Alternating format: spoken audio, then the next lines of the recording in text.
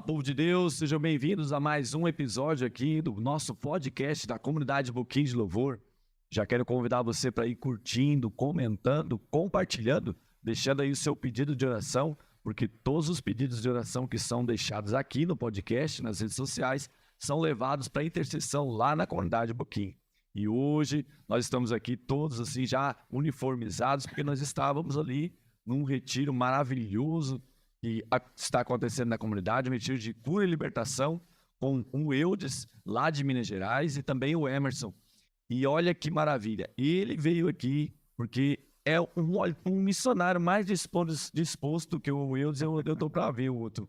O primeiro retiro que ele veio aqui na comunidade, nós começamos o retiro de manhã, terminou 6 horas da tarde, ele falou assim, se alguém quiser ficar, eu vou ficar mais um pouco para poder pregar e atender mais um povo.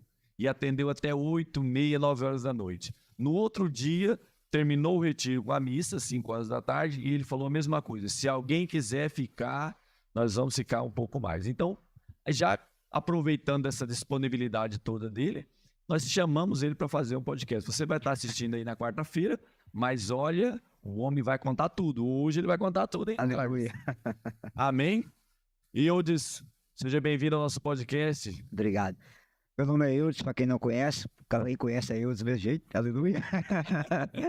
Hoje eu moro na cidade de Minas Gerais, chamada Itaubim, faço parte da Renovação Carismática de Diocese de Araçuaí. Meu grupo de oração chama Herdeiros do Trono da Graça. Teu grupo é profético, mano. Aleluia. Aleluia, glória. Mas eu nasci mesmo numa cidade de Minas chamada Padre Paraíso. Pra falar a verdade, não nasci nem na cidade, nasci na roça, chama Comunidade Boa Esperança, onde é que o Judas perdeu a meia, porque a bota já tinha ficado para trás um pouquinho, entendeu? Mas eu sabia que Deus chama os improváveis e vai nos confins do mundo buscar quem você menos imagina, né? Então aqui tem uma frase que eu sempre falo nas pregações. O dia que você chegar à conclusão de sua vida, eu não presto para nada, vem para a igreja católica, você presta para Jesus. Porque aqui Jesus escolhe os piores para fazer os piores virar os melhores. Amém, aqui só tem gente ruim mesmo. Só tem gente ruim. Pior na mão de Deus vira melhor, irmão. Começou com 12. Judas era traidor, Pedro negou 3 vezes, Tiago e João era filho do trovão, Mateus era ladrão, então todo mundo, ninguém prestava. Jesus é mestre de escolher quem não presta. Dos piores, Deus faz os melhores. Então Deus me chamou numa roça, só para você ter ideia, nos inícios da minha conversão, minha roça, do meu grupo de oração, era 26 quilômetros para ir, 26 para voltar, 52. E eu ia de bicicleta Monarch, não tinha carro, não tinha moto, colocava uma lanterna, 3 pilhas na bicicleta, que eu tinha que voltar à noite, que eu tinha que levantar às 5 horas da manhã para tirar leite, irmão. Morava na roça. Então eu andava 26 quilômetros para ir, 26 para voltar, chegava em casa por volta de meia-noite e pouco, 5 horas eu tinha que estar em pé para poder tirar leite. Mas toda quarta-feira eu estava lá no meu grupo de oração, porque eu tinha sede de um dia ser o missionário que eu sou hoje. Eu não imaginava nunca naquela época que Deus me chamava para pregador, porque quando eu fiz a minha experiência com Deus, eu fui para o Ministério da Cura. Né? Olha a loucura de Deus. E aí, depois eu saí do Ministério da Cura com medo de surra, com medo de apanhar. Aí eu fui pra pregação, apanhei em dor. Aleluia. Então até hoje, na pregação. Seja bem-vindo, Carlos, também aqui com a gente no podcast hoje. Bom, legal. Prestando atenção aí. Rapaz, você é um homem de fé, hein? Fazer 56 quilômetros. Sim, 52 quilômetros. 52 quilômetros. De Monarch, bicicleta. Hoje o cara não vai nem de carro. Nem de carro. Não. E tem mais. Na nossa época, assim, eu tenho a alegria de dizer isso, eu fui em todas as comunidades rurais da minha paróquia pregar. Era mais de 50. Só que tem um detalhe. Aí a gente fazia vaquinha entre nós jovens, pagava o combustível do carro, pagava o motorista e a gente ia. A parte da manhã a gente fazia um louvor de casa em casa, louvor não, uma reunião de casa em casa pregando para as pessoas, e a parte da tarde fazíamos as tardes de louvor para orar pelas pessoas. Todo fim de semana a gente fazia isso. Todo fim de semana. Legal. Porque a gente tinha um grupo de jovens na época, no CIM era um grupo fervoroso. Então assim, a gente reunia sábado à noite, tinha dia que dava 88 jovens só para adorar Jesus. E no domingo, aí eu ensinava a galera como fazia as vídeos de casa em casa, pegava para pastor, para macumbeiro, para espírito, para tudo. E à tarde, fazia a tarde de louvor e o fogo descia, irmão. Então assim, a gente ia tudo quanto é comunidade rural. Tem uma cidade de Minas, que é a cidade do Jean Bertier, Rio Pardo de Minas, que foi a cidade que eu mais preguei na minha vida. 2009, 2010, 2011, 2012, eu visitei praticamente todas as comunidades rurais de Rio Pardo para pregar. Já fiz grupo de oração em Rio Pardo numa terça-feira à noite para mais de 500 pessoas. Numa roça, numa terça-feira à noite. Porque o povo tinha sede e a gente também não media esforço para poder estar ali, para poder pregar o evangelho. Porque eu sempre falo o seguinte, né? Antes da gente ir para o mundo, às vezes o mundo é a nossa casa, o mundo é uma comunidade rural. E hoje, Carlos, seja aqui em Dourados nem tanto, mas para nossa região de Minas Gerais, como que a renovação hoje é um povo preguiçoso? Se acomodou aos grupos de oração. E o final de semana tá as roças, tudo clamando a gente para evangelizar, os povoados, distrito, que lá chama de distrito. E aí a gente não vai e os protestantes lotam. Porque aonde a gente não chega com experiência com Deus, é aquela igreja de Sebes, que o povo vai ali, faz o sinal da cruz, lê o evangelho com a linguagem política e a palavra de Deus não chega, quando o protestante chega, o povo tudo vira protestante. Por quê? O povo tem sede da palavra. É o que João Paulo II dizia, né? O povo tem muito mais fome da palavra que fome de pão. Muito mais sede da palavra que sede de água. E quando a palavra não é pregada, as migalhas que os protestantes oferecem, a pessoa vai atrás. Porque nós temos a plenitude, eles têm as migalhas. Mas quando você não acha a plenitude, infelizmente, as migalhas servem. E é o que acontece com o povo de Deus. Então, assim, eu preciso dizer isso mesmo. Muita gente vai ver isso aqui. Quem é de grupo de oração, de renovação, tem 3 coisas. Nós temos 3 missões linha de frente. Voltar a visitar os hospitais e rezar pelos doentes. Voltar a fazer missão nas casas e fazer missão na zona rural. Levar o evangelho nos distritos, nas comunidades rurais, que se a gente não fazer isso, os irmãos separados vão fazer. E o nosso povo é carente da palavra de Deus. Glória a Deus. Mas o Emerson, o Eudes já nasce numa família católica? Como é que foi esse princípio aí? A família é caótica, apostática, romântica. É mesmo? E muitos irmãos, numerosos. O que acontece? O meu pai e minha mãe, quando começaram a namorar, nem o lado de um nem o lado do outro que aceitava. Começaram a namorar escondido, né? Tudo que é escondido é do capeta, já tem essa história. Hoje, praticamente, eu sou de uma família inteira protestante. A minha mãe é protestante, minha irmã é protestante, meu irmão é protestante, e o meu outro irmão, que é só por parte de pai, também é protestante. Glória a Deus. Meu pai, um pingus que está recém se convertendo, graças a Deus, na igreja católica. Mas a minha avó era uma católica fervorosa. Então, quando os meus pais casaram, mamãe foi morar na casa da sogra. Só aí você já imagina o problema. Quem casa, quer casa, né, Bia? Não adianta. E aí meus pais, cara, brigavam muito, mas muito mesmo. Nessa história, eu apareci na fita e quando eu nasci, devido às brigas dos meus pais, acho que eu fui arrastar. Eu tinha mais ou menos 3 anos. E aí houve um problema, eu nasci muito doente. E eu, bem novo, comecei a apanhar demais da minha mãe. A minha mãe era muito violenta, né? Batia e tal, mas apanhava mesmo, entendeu? Mas muito. Então eu gosto de brincar que o primeiro repouso no espírito que eu experimentei na minha vida, eu tinha 4 anos. Porque no meio de uma briga de papai e mamãe lá, eu puxei a saia da minha mãe, eu tomei um cruzado de direita e fiquei no repouso no espírito, lá debaixo da prateleira. Foi o primeiro repouso no espírito da minha vida. Deus amado. Então, assim, foi uma infância muito dolorosa, entendeu? Na próxima vez, assim, no Retiro, eu posso partilhar isso, muito dolorosa, de muita surra, de muito tal. Os meus pais se separaram, eu tinha 4 anos de idade. E ali nasceu o filme Esquecer de Mim. 1, 2, 3, né? Porque minha mãe foi embora para um canto, meu pai foi embora para o outro. Não tinha com quem eu ficar, minha avó me pegou para criar. Então, eu fui abandonado pelos meus pais, eu tinha 4 anos. Então, olha, já foi um trauma terrível. Eu tinha um trauma de apanhar da minha mãe, um trauma de um pai que trabalhava muito fora e não ficava em casa, e agora um abandono aos 4 anos. Então, dos 4 aos 6, 7, eu praticamente ficava quase dentro de hospital. Era muito tratamento, muito problema por causa das pernas. Eu gosto sempre de brincar, a vovó fala comigo assim, ó, quando você nasceu, as suas juntas podiam juntar e jogar fora. Não é junta, é articulação, né? O mineiro fala junta. Então, a minha saúde melhorou mesmo a partir dos 6 anos de idade. E aí, quando eu fiquei em pé, comecei a andar e entrei pra escola, aí, tirando a brincadeira com a brincadeira, o meu primeiro apelido na escola foi Lúcifer Mirim. Aí você imagina, você imagina que era... Não era uma benção, né? Era, nossa senhora. E assim, então aqui os dedos tem as marquinhas de ponta de lápis até hoje de briga. Você sabe que baixinho, terrível. É complicado. Briguento. Nossa senhora, Misericórdia, meu Deus. Mesmo. E assim, então aqui, olha que coisa cruel. Quando eu aprendi a escrever, o nome da minha mãe era o nome da minha avó. E o nome do meu pai era neutro. Para mim, eu não tinha pai. E mãe, para mim, era avó. Essa foi a minha história. Os 3 dias mais traumatizados da minha vida era o dia das mães, porque a minha avó e meu avô era velhinho e ele não ia na reunião. Então os meninos diziam assim, você é tão desgraçado que nem mãe você tem. Foi dia dos pais. Meu pai foi embora, me abandonou, nunca mais eu vi, ficava só pros garimpos trabalhando.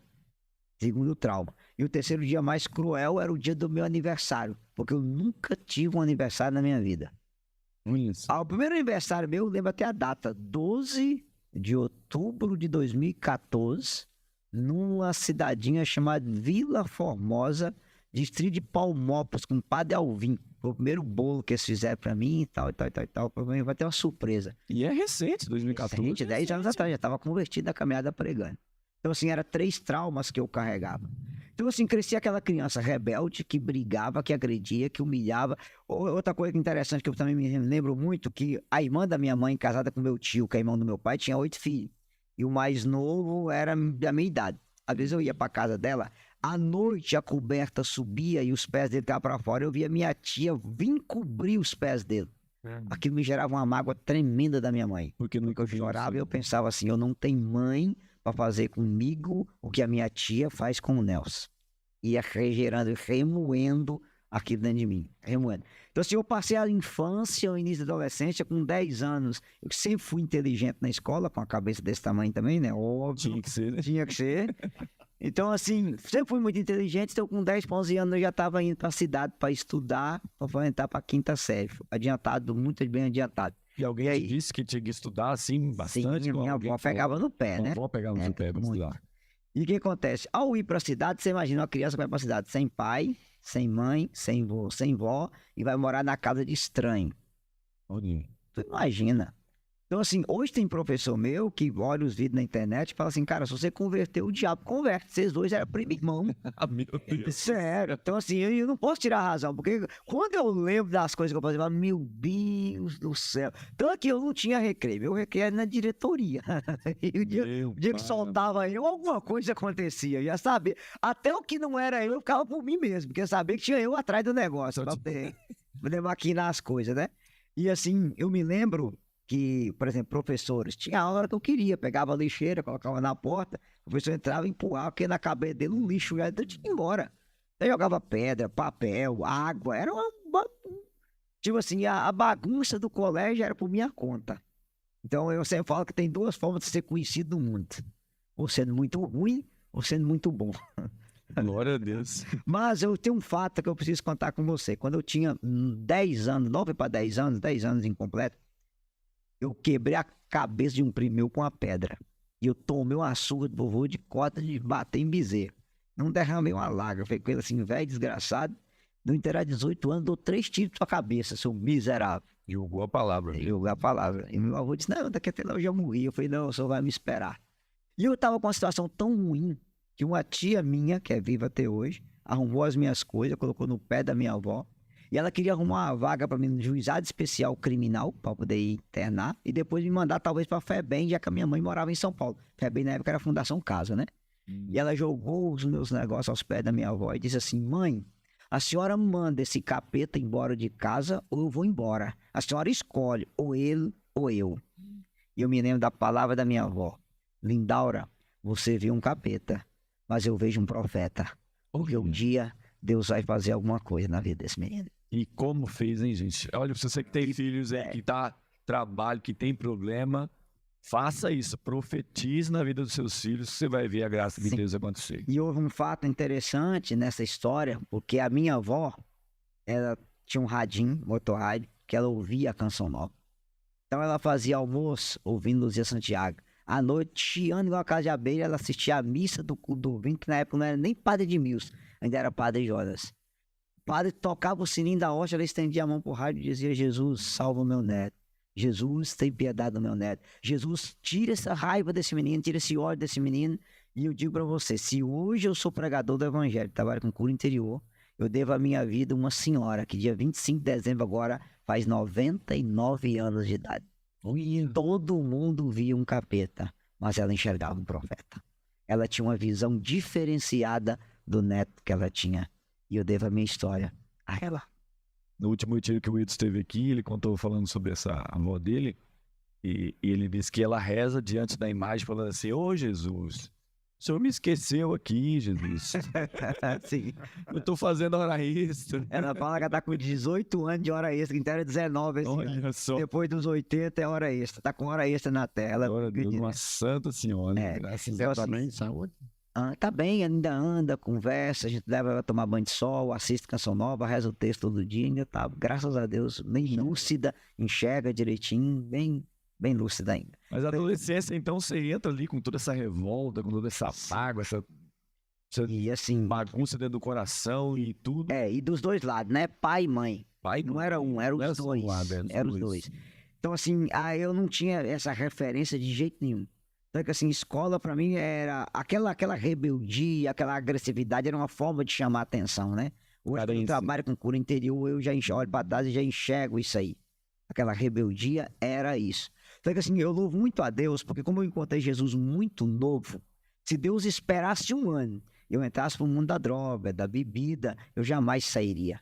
Porque aquela carência para ser preenchido com álcool, com droga, e com essa cabeça desse jeito, trabalhando pro inferno, eu já seria primeiro-ministro, estaria esperando o Lula lá embaixo com o Alexandre de Moraes, governar o inferno tranquilamente com os tempos atuais. Glória a Então, Deus. assim, eu sabia disso.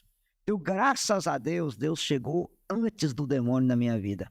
Eu volto a te dizer isso, chegou antes do demônio. Primeiro, pela oração da minha avó. Segundo, aquela rebeldia que eu tinha, por exemplo, vários amigos meus na época já bebia, já usava droga. Eu nunca gostei de beber, piorou droga. Aquilo não me cativava e não me chamava. O negócio meu era rebeldia, era brigar, era aprontar, era fazer maluquice. Só pra você ter uma ideia, essas coisas, minha avó me mata, sabe, eu contando isso. Eu era moleque, né? Lá na roça tinha aquelas pontinhas pinguela de atravessar no rio, né? Sim. E o vovô tinha um agregado lá, seu Germino, um vezinho. Um dia esse velho derramou uma colher de rapadura quente na minha mão. Aí ele fazia a rapadura. Cara, eu meti o dedo na rapadura. Cara, eu jurei esse velhinho de vingança. O velho fez uma farinha pra vovô, cara, que foi o dia que eu apanhei mais na minha vida. O velhinho levou com um saco de farinha, eu coloquei o guarda-mão, que é o apoio da fonte da quininha. Aí o guarda-mão caiu nas pernas do velho, aí virou com o saco de farinha dentro do rio. E eu comecei a rir. Rapaz, o velho contou pra minha avó. Aí foi cruel, mano. Mas eu tô assim, eu apanhei, mas que eu vinguei. Fez um vai perder toda a farinha. Toda a farinha ainda quase morreu afogado ainda. Então, assim, era muita coisa. A gente era moleque, já aprontava muito. O pessoal dizia, nossa, onde é que tem essa cabeça sua frente que não presta? E era verdade, era só que não prestava. E quem te conhece, então, da adolescência ali, todo que Deus não do acredita na tua conversão. Não, eu me lembro que 2 anos depois de convertido, no ano de 2001, eu tava fazendo uma caravana para um retiro de carnaval. Sempre eu fazia, depois eu conto isso lá na frente. Eu me lembro de uma amiga minha chamada Sirlene, estudou comigo. Eu tava na rodoviária, tomando um café, eu tava pregando para um rapaz, que lá nesse dia eu vou aumentar. E aquela moça olhou para mim e falou, eu disse, é você? Eu falei, sim. E eu continuei pregando. Ela veio a segunda vez, é você? Eu falei, eu. Terceira vez. Eu falei, por quê? Ela disse, não, é que quando eu te conheci, você era um capeta, eu também não sei falar de Jesus.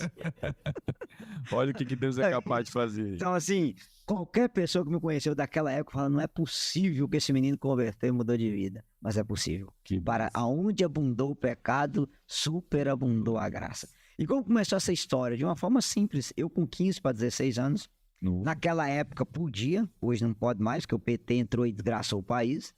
As diretoras levavam o primeiro horário de toda segunda-feira, levava ou um grupo evangélico ou um grupo católico, e o primeiro horário tinha oração na escola. Olha só. Nos anos 90 era permitido. De 2002 para cá, quando o cão tomou conta do país, não pode mais.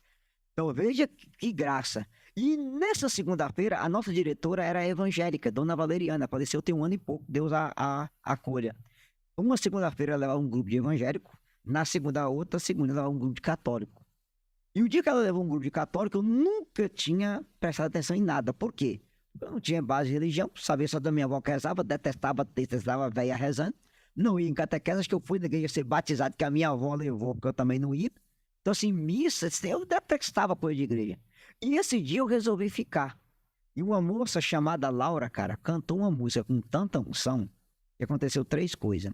Eu apaixonei pela música, pela menina e pela voz dela ao mesmo tempo. Eita, Eu olhei e falei, meu Deus, é meu número. Aleluia. Com um detalhe, a menina estudava no colégio. Eu não conhecia ela, mas ela conhecia muito bem quem era eu naquele colégio. Daí ela não ia. Não, meu filho, eu já sabia que se eu chegasse nela, eu ia tomar um não de todo tamanho. Aí eu sempre falo, tem 2 coisas que mudam o homem. Jesus uma mulher. Porque homem apaixonado, filho, é uma anta empacada sem misericórdia. Será que eu... Rapaz, eu comecei a comportar no colégio, parecia um santinho. E a galera dizia, não, cara, você tá diferente, eu acho que é o amor. É o amor mesmo, o amor bateu no coração, você já viu. E eu caçava uma oportunidade para chegar na Laura, e o medo, e a vergonha. E se eu tomasse um não, a galera caía matando, zoando. Você começou a participar das orações, Faça de começou a oração, participar de rapaz? tudo para poder agradar ela. Não fez isso, não. Eu só tava observando ela no colégio, só de oi. E aí, passou uns 3 meses, ia ter um retiro na cidade vizinha nossa, chamada Teófilo Otoni, cidade das Pedras Preciosas. Dá 100 quilômetros da minha cidade. O nome do retiro era Virada Radical. Quem ia pregar o retiro? Márcio Mendes, da Canção Nova. Márcio Mendes. Só pra você ter uma ideia, o Márcio Mendes casou em dezembro de 99 e esse retiro foi em outubro de 99. Então, 2 meses antes do matrimônio dele com a Rose, a esposa dele. Inclusive, um dia ele vai ver isso, né? Foi o retiro mais difícil da história do Márcio Mendes. O ônibus quebrou 3 vezes na estrada para ele chegar lá. Ele sofreu, coitado, porque ele foi de ônibus. Com certeza não é por causa de você, não, né? Com certeza era por minha causa. Acho que o diabo não vai salvar aquele cara, não. Tem que ir no inferno. Vai, Esse cara depois chegar vai lá. ter que saquear o inferno. depois. Justamente. E aí, o que acontece?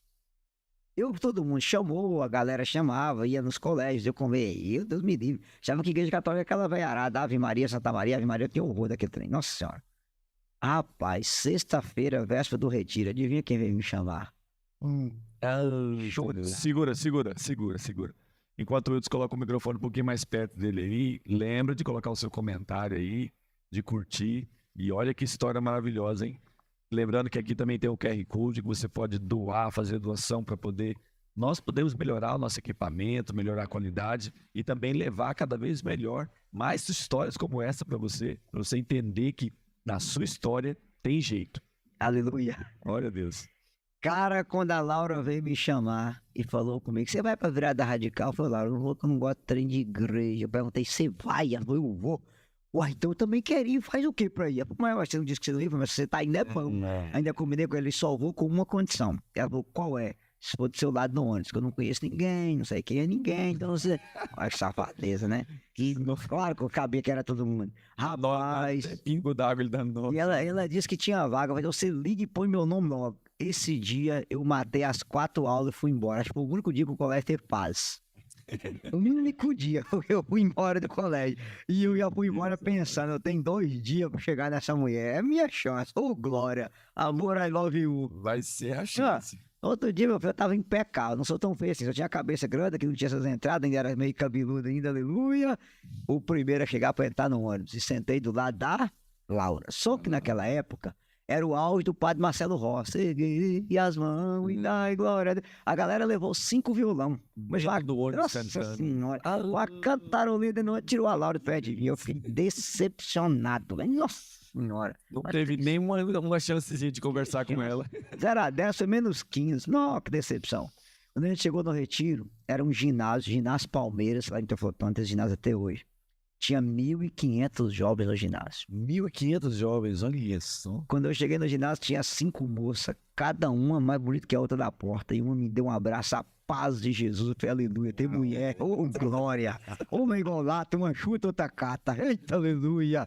Eu fiquei feliz demais, irmão. Nossa senhora, adolescentes, hormônios, oh, meu Deus. Mas foi um glória bem dado. Nessa idade não tem mulher fria, né? Toda linda, maravilhosa. Mas a renovação na época, filho, as moças mais bonitas, na linha de frente, tá colhendo mesmo. Essa estratégia sempre foi boa. Sim. Rapaz, quando eu entrei naquele ginásio, a Laura de igreja foi pra frente, eu subi pra arquibancada no topo. De lá eu filmava a Laura, ó, de cima eu via ela perfeitamente. Aquela galera cantando e pulando igual a estátua. Eu falei, meu Deus, o que eu tô fazendo aqui, pelo amor de Deus? A princípio eu achei estranho, porque eu não tinha imagem de igreja católica do fogo, aquele pessoal batendo palma, vibrando, entendeu? Eu achava, só que aquilo começou a me contagiar. Jovem, Sim. adolescente, meu Deus do céu, aquela alegria. Eu falei, rapaz, o povo não fumou maconha, não bebeu pinga, não tem música de forró, de corno, que alegria danada é essa aqui? Aquilo me contagiava. Só que assim, pregação, entrava do lado, saía do outro, não prestava atenção em nada me tocava. Rapaz, acabou o encontro à noite. Eu desci correndo para encontrar com a Laura e um gigante parou eu no meio da quadra. O que foi? Eu falei, não, eu quero falar com aquela moça. Eu falei, não, aqui homem vai para um colégio, mulher vai para outro. Eu falei, não é possível uma perna dessa. Como é que é? Não, é homem para aquele colégio. Mas eu queria. Logo Porque... separado. Cara, você separado. queria que o encontro é de igreja. Eu falei, nossa, que uma decepção. Fui dormir revoltado. Não dá nem pra bater no cara, é bem mais alto que eu, nem alcançar no queixo dele. Aí tá bom, eu pensei comigo assim, bom, amanhã eu vou tomar banho cedinho, vou ser o primeiro a levantar, tomo banho, eu vou sentar na frente, perto da Laura. Na hora que o cara começar a pregar, eu começo a pregar pra ela. Né? Vai atrapalhar a pregação dela. Óbvio. Rapaz, eu tomei banho gelado 4 horas da manhã, 4 para 5 horas da manhã, frio, uma temperatura com 10, 12 graus. Eu falei que só uma mulher pode fazer um homem tomar um banho gelado uma hora dessa. Nem Jesus faz. O primeiro a chegar na quadra, eu sentei bem na frente, com a intenção de sentar perto da Laura, estava bem perto dela mesmo. Aí começou a última pregação do evento. O tema da pregação era Confiei no seu amor e voltei. E o Márcio Mendes pegou a Bíblia na parábola do filho pródigo, quem conhece o Márcio Mendes pregando, e ele começou, leu e disse, olha jovem, você que colocou os pés aqui não por Jesus, você colocou os pés que você está apaixonado por uma moça, mas Jesus usou essa moça para ganhar seu coração. Ela foi o canal para você chegar até aqui, rapaz, eu cheguei a engolir seco. Que alguém E contou segurei na cadeira e já pensei, meu Deus, quem falou minha vida pra esse cara? Não é possível. E ele começou, jovem, Deus sabe a revolta que você tem no seu coração, Deus sabe a dor que você carrega de ser abandonado pelo seu pai, abandonado pela sua mãe. Essa rebeldia que você carrega é qual da carência que você tem, da revolta que você traz, da mágoa que você carrega. Cara, e eu comecei a segurar na cadeira e segurar pra não chorar, que você imaginou chorando do lado da Laura, ela me chorando, mas não ia chorar mesmo. E eu segurava, e o cara ia pregando, e eu olhava pra ela e falava, meu Deus, mas só tem eu nesse encontro, não é possível. 1.500, você tá falando pra mim? Não é possível. Eu segurava assim, rapaz, com 15 minutos. As lágrimas começaram a descer nos olhos. Eu falei, não é possível, isso é pra mim mesmo. Eu, homem não chora, né? E aqui foi descendo e eu fui chorando. Aí depois eu me lembrei de um versículo na Bíblia que dizia assim, Jeremias 27, né? Seduziste-me, Senhor, e eu me deixei seduzir. Se deixou. E aquele rapaz foi pregando, eu fui chorando, fui pregando, eu fui chorando, eu fui pregando. Parece que assim, incrível que pareça, de vez em quando, mesmo chorando, eu olhar pro lado, mas não é possível, só tem eu chorando, esses caras só sabem minha vida, não tem mais ninguém pra falar aqui desse encontro, não. E eu sigo, chorava, aí iria pregar 1 hora. E acho que por causa de voo, ele pregou, o de ônibus, ele pregou 40 minutos. E eu disse assim, jovem, você que quer mudar de vida, se levanta, que eu quero rezar por você. Porque aonde abundou o pecado, superabundou a graça. E tu teve coragem de levantar? Levantei, na hora. Eu me lembro da minha oração até hoje. Jesus, o Senhor usou esse cara para falar a minha vida inteira. Então, se o Senhor quiser mudar minha vida, o Senhor pode mudar. Ele pediu que a gente fechasse os olhos, eu fechei os olhos, e eles começaram a cantar uma música que nunca saiu da minha cabeça. Porque ela era a minha história. Amor em mim, amor em ti, amor em nós, eu digo que sim.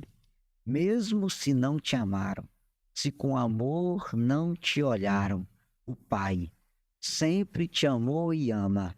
Deus, com amor, sempre te olhou. Eita, mano. E aquele cara apontou o dedo para mim e disse assim, jovem, o Salmo 26, versículo 10, a palavra de Deus diz, se meu pai e minha mãe me abandonar, o Senhor me acolherá. Você foi abandonado pelo seu pai e abandonado pela sua mãe, mas você está sendo acolhido e amado por Deus. Hoje é o seu dia. E aí, na época, a Adriana tinha lançado aquela música Abraço de Pai. E eles começaram a cantar Abraço de Pai. E veio uma senhorinha, cara, aquelas canelas de fogo que tinha na renovação antigamente, ela falou que saudade daquelas velhas. E a velha sapecou a mão na minha cabeça e canta lá, rala, churicanda, pega ele, Nossa Senhora, chapa ele não sal, tira o ódio desse menino, tira a mágoa, tira essa raiva. E eu fui tremendo, rapaz, acho que a minha unha tremia. De repente eu comecei a falar em língua sem perceber, eu achei que eu tinha fumado, era maconha, canta lá, rala, manachuri, e a velha foi rezando. O Pablo, que é um amigo que eu tenho em Goiânia, que foi um dos rapazes que fez a caravana, ele falou comigo assim, você caiu com tanta força no chão que eu achei que você tinha morrido.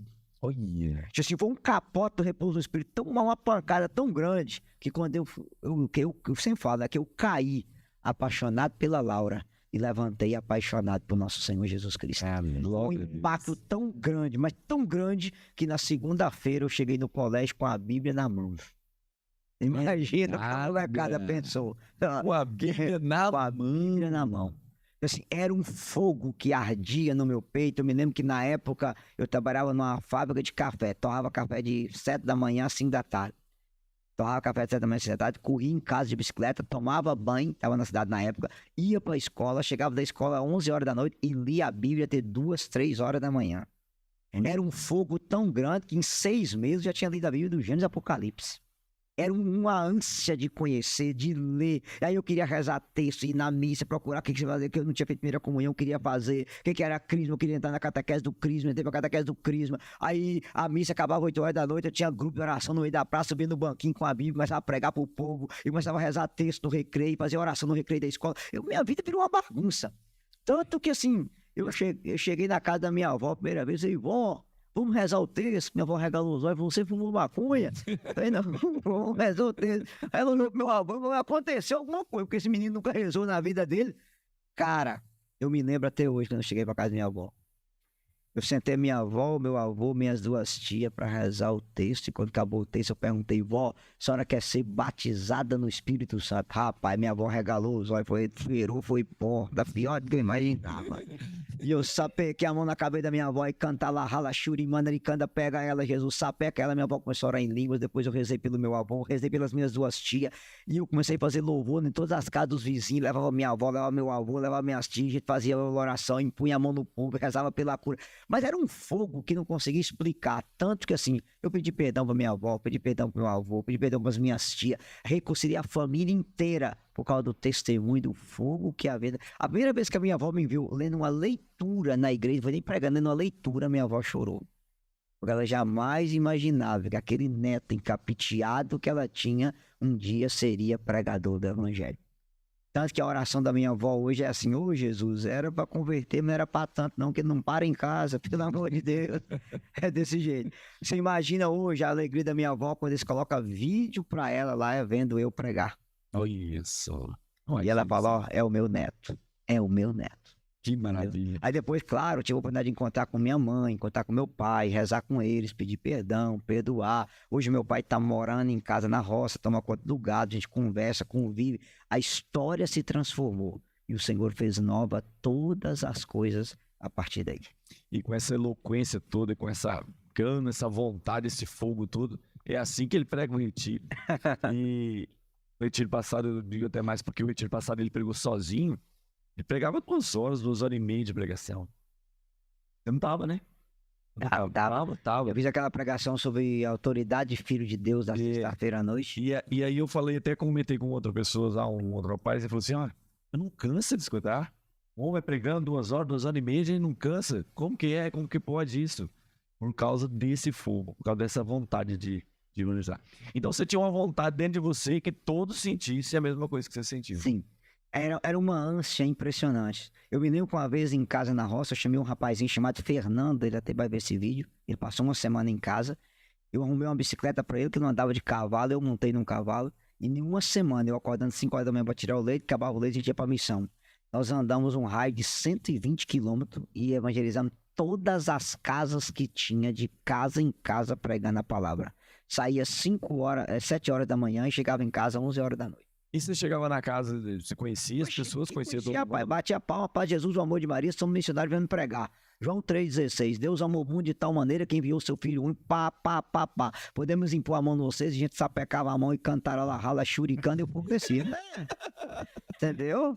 Sabia que era ninguém, era muita loucura. Armado, e aí, muita loucura. Começou a ser conhecido. Conheci demais. Aí o que acontece? Eu comecei a visitar as comunidades, rezar pela cura. E o povo era curado. E o povo ia contar pra quem? Pro padre. E o padre era da teologia da libertação. Tu imagina o que a gente apanhava. Porque você ia pra missa no domingo e não tinha homilia. Homilia era só homenagem.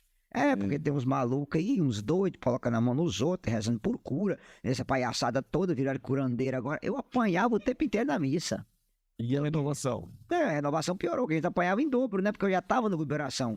Mas assim, eu não parava. Então assim, era todo final de semana, eu estava numa comunidade, eu estava numa casa, onde é que tinha um doente, eu já estava lá com a mão para rezar pela pessoa. Eu não parava 1 minuto. Porque aquela ânsia de evangelizar, que as pessoas experimentassem o que eu experimentei, sentissem o que eu senti. Então, como eu não sabia pregar, porque a minha voz não era tão boa, falava igual metralhadora, e fala até hoje, acontece que eu sei um pouco cadenciar a voz, rapaz... Entendeu? Era todo final de semana. E assim, eu falo, eu vi milagre, mas milagre mesmo. Pessoas que se rezavam. Eu me lembro uma vez, eu fui para uma roça, mas bem no interiorzão. E na época o padre tinha me proibido de impor as mãos. Não podia impor. Eu obedecia, não Padre podia, proibiu. proibiu. Pediu o povo que desse as mãos, pedisse para poder cantar a música Cura Senhor Onde Dói. O pessoal cantava só o refrão, que a gente não tinha nem violão. E eu fui orando, pedindo ao Senhor que curasse. Sem pôr as mãos. Sem pôr as mãos em ninguém. De repente uma senhora cai no chão. Gente. Quando ela levanta, ela era cega e voltou a enxergar instantaneamente pelo repouso no Espírito. Glória a Deus. Você entendeu? Era muito testemunho, cara. Muito. Pessoas que você rezava, a pessoa tinha ali 20 anos que fumava, a pessoa criava nojo do cigarro. Eu me lembro de um senhor, que eu nunca vou esquecer o nome dele, seu Elpídio. Esse senhor chegou pra mim, ele era torto, parecendo o corcunda de Notre Dame. Meu filho, você poderia rezar pela minha cura? Eu falei, eu sou crente que Jesus pode te curar. Ele falou comigo, eu não creio não, mas você crê. Eu falei, mas... A tua fé é mais. A tua fé vai. Rapaz, eu não pedi tempo. Ele, tá bom, eu só não creio, mas eu creio. Jesus tá vivo. Rapaz, eu sapequei a mão na coluna do cara, coloquei a mão na cabeça dele, comecei a ralar a cana. Era possível você ouvir os ossos da coluna do cara estralando. E ele saiu reto, andando dentro da igreja pra frente. Que coisa, Reto. mano. Tamanho os milagres que Deus operava e fazia. Era coisa extraordinária. Então, assim, eu sei, aquela capacidade, nada, não tinha tempo ruim pra mim. Onde tinha chamasse nada Deus, que tem uma diz. pessoa doente, eu tava lá para rezar. Eu me lembro que quando eu fui estudar fora, estava em Teoflotano na época, todo final de semana a gente ia pro hospital rezar. Me lembro de uma menina loira, que ela tinha sofrido um acidente, eu não lembro o nome mais. E ela bateu a cabeça e ela tinha 1% de chance de vida. E quando eu entrei lá para rezar por ela, o pai contou a história, eu disse para ela, olha, 1% para Deus é 100%. Vamos rezar? Vamos. Eu fui 2 vezes visitar ela, um domingo e no outro. E aí, quando eu cheguei lá, na terceira vez, ela não estava. Eu perguntei à enfermeira, cadê a menina? Morreu? A enfermeira começou a chorar e disse, você não vai acreditar. Você fez aquela oração ali e quando você saiu, os aparelhos mudaram toda. A própria menina arrancou os negócios de intubação dela, os aparelhos estavam nela e no outro dia ela foi embora para casa. Glória a Deus. Olha isso. Então, assim, a gente presenciava milagre o tempo todo, porque aquele fogo, aquele ardor, e assim, e quanto mais a gente apanhava, quanto mais a gente era criticado, quanto mais era proibido, mais você tinha ânsia de fazer, de rezar e de buscar, porque há um preço a pagar pela unção. É o preço da perseguição, do não entendimento, da calúnia. Sempre isso vai acontecer. E isso eu paguei, entendeu? Além da ânsia que você tinha, assim, das pessoas encontrarem aquilo que você encontrou, o que te levava, assim, mais, assim, por exemplo, que eu fico pensando assim, eu quero ir lá evangelizar, eu quero ir na casa da pessoa evangelizar, mas a igreja está falando para mim que não pode, né? Hoje todo jeito não pode, né? E aí, o que me leva a ir lá e colocar a mão na pessoa e proclamar a cura, além da vontade dela sentir aquilo? Porque você sentiu o chamado, você sentiu o amor de Deus dentro de você sentiu a mudança de Deus em você. E ao sentir isso, você falou assim, se Deus é capaz de fazer em mim, e como você mesmo disse, era um pequeno Lúcifer, misericórdia. Se Deus é capaz de fazer em mim, imagina o que é capaz de fazer nessas pessoas que já são piedosas, de repente reza. Era esse sentimento que você tinha, assim. Era, mas o que mais impressionava na época era o seguinte, que eu não conseguia entender como que o povo da igreja não era capaz de experimentar o que eu tinha experimentado. Isso me deixava curioso, porque eu sempre falo que o lugar que a gente mais apanha não é dos de fora, é dos de dentro. De dentro. É os pinguim morno, gelado, que tá dentro da igreja, que quer matar a gente. É os irmãos mais velhos. É, justamente, é esses aí que fica... Do filho pródigo e os irmãos mais velhos. Nossa senhora, a gente pensa. Falando em pinguim, o que trouxe, que fez eu trazer você, primeira vez, foi um vídeo desses Os pinguim da renovação. pinguins da renovação. Cara, um vídeo, uma qualidade excelente. E aquele carinha, sabe, uma blusinha de frio, tudo Só o pó da rabiola magrinho. magrinho, cabeça desse tamanho. Rapaz, e falando, vou trazer esse cara aqui. Peguei o telefone, não sei como é que eu fiz pra te achar. E trouxe. Cara, Por sua chaga somos curados. No primeiro retiro. É, uma benção. Naquele retiro, ele estava falando hoje sobre o perdão, né? E foi eu era assim, eu era alguém que dentro da comunidade eu carregava pedra, carregava tijolo, carregava cimento, carregava cadeira, eu era o carregador. E de repente, quando eu escutei a Vera, a mulher do Carlos, falando sobre o perdão, e naquele retiro você falou sobre perdão, sobre cura de gerações, Sim. eu fiz uma oração e descobri que a minha família os avós paternos eram tudo de terreiro de São Cipriano, lá na Bahia. E aí hoje eu reuni meus tios, meus primos, nós fizemos oração de quebra de tudo isso. E a partir daquilo ali, o Senhor começou a me liberar ministérios, sabe? Ministério de oração, de pregação, de animação, de tudo isso. Música, eu não sabia nem. Nada, nem música, nem cantar, de jeito nenhum. Aí, tudo isso por causa daquilo. Então, daquele retiro que você fez de quebra das gerações passadas. Eu vou aproveitar o seu testemunho e dizer, até pro nosso irmão aqui de Dourados, que anda dizendo por aí que cura de geração não existe, que maldição não existe, tá aí a prova viva do efeito que isso causa na vida das pessoas. É, porque é necessário a gente rezar, e aí você, naquele retiro, você abriu os olhos e falou o seguinte: você tem 38 tataravô.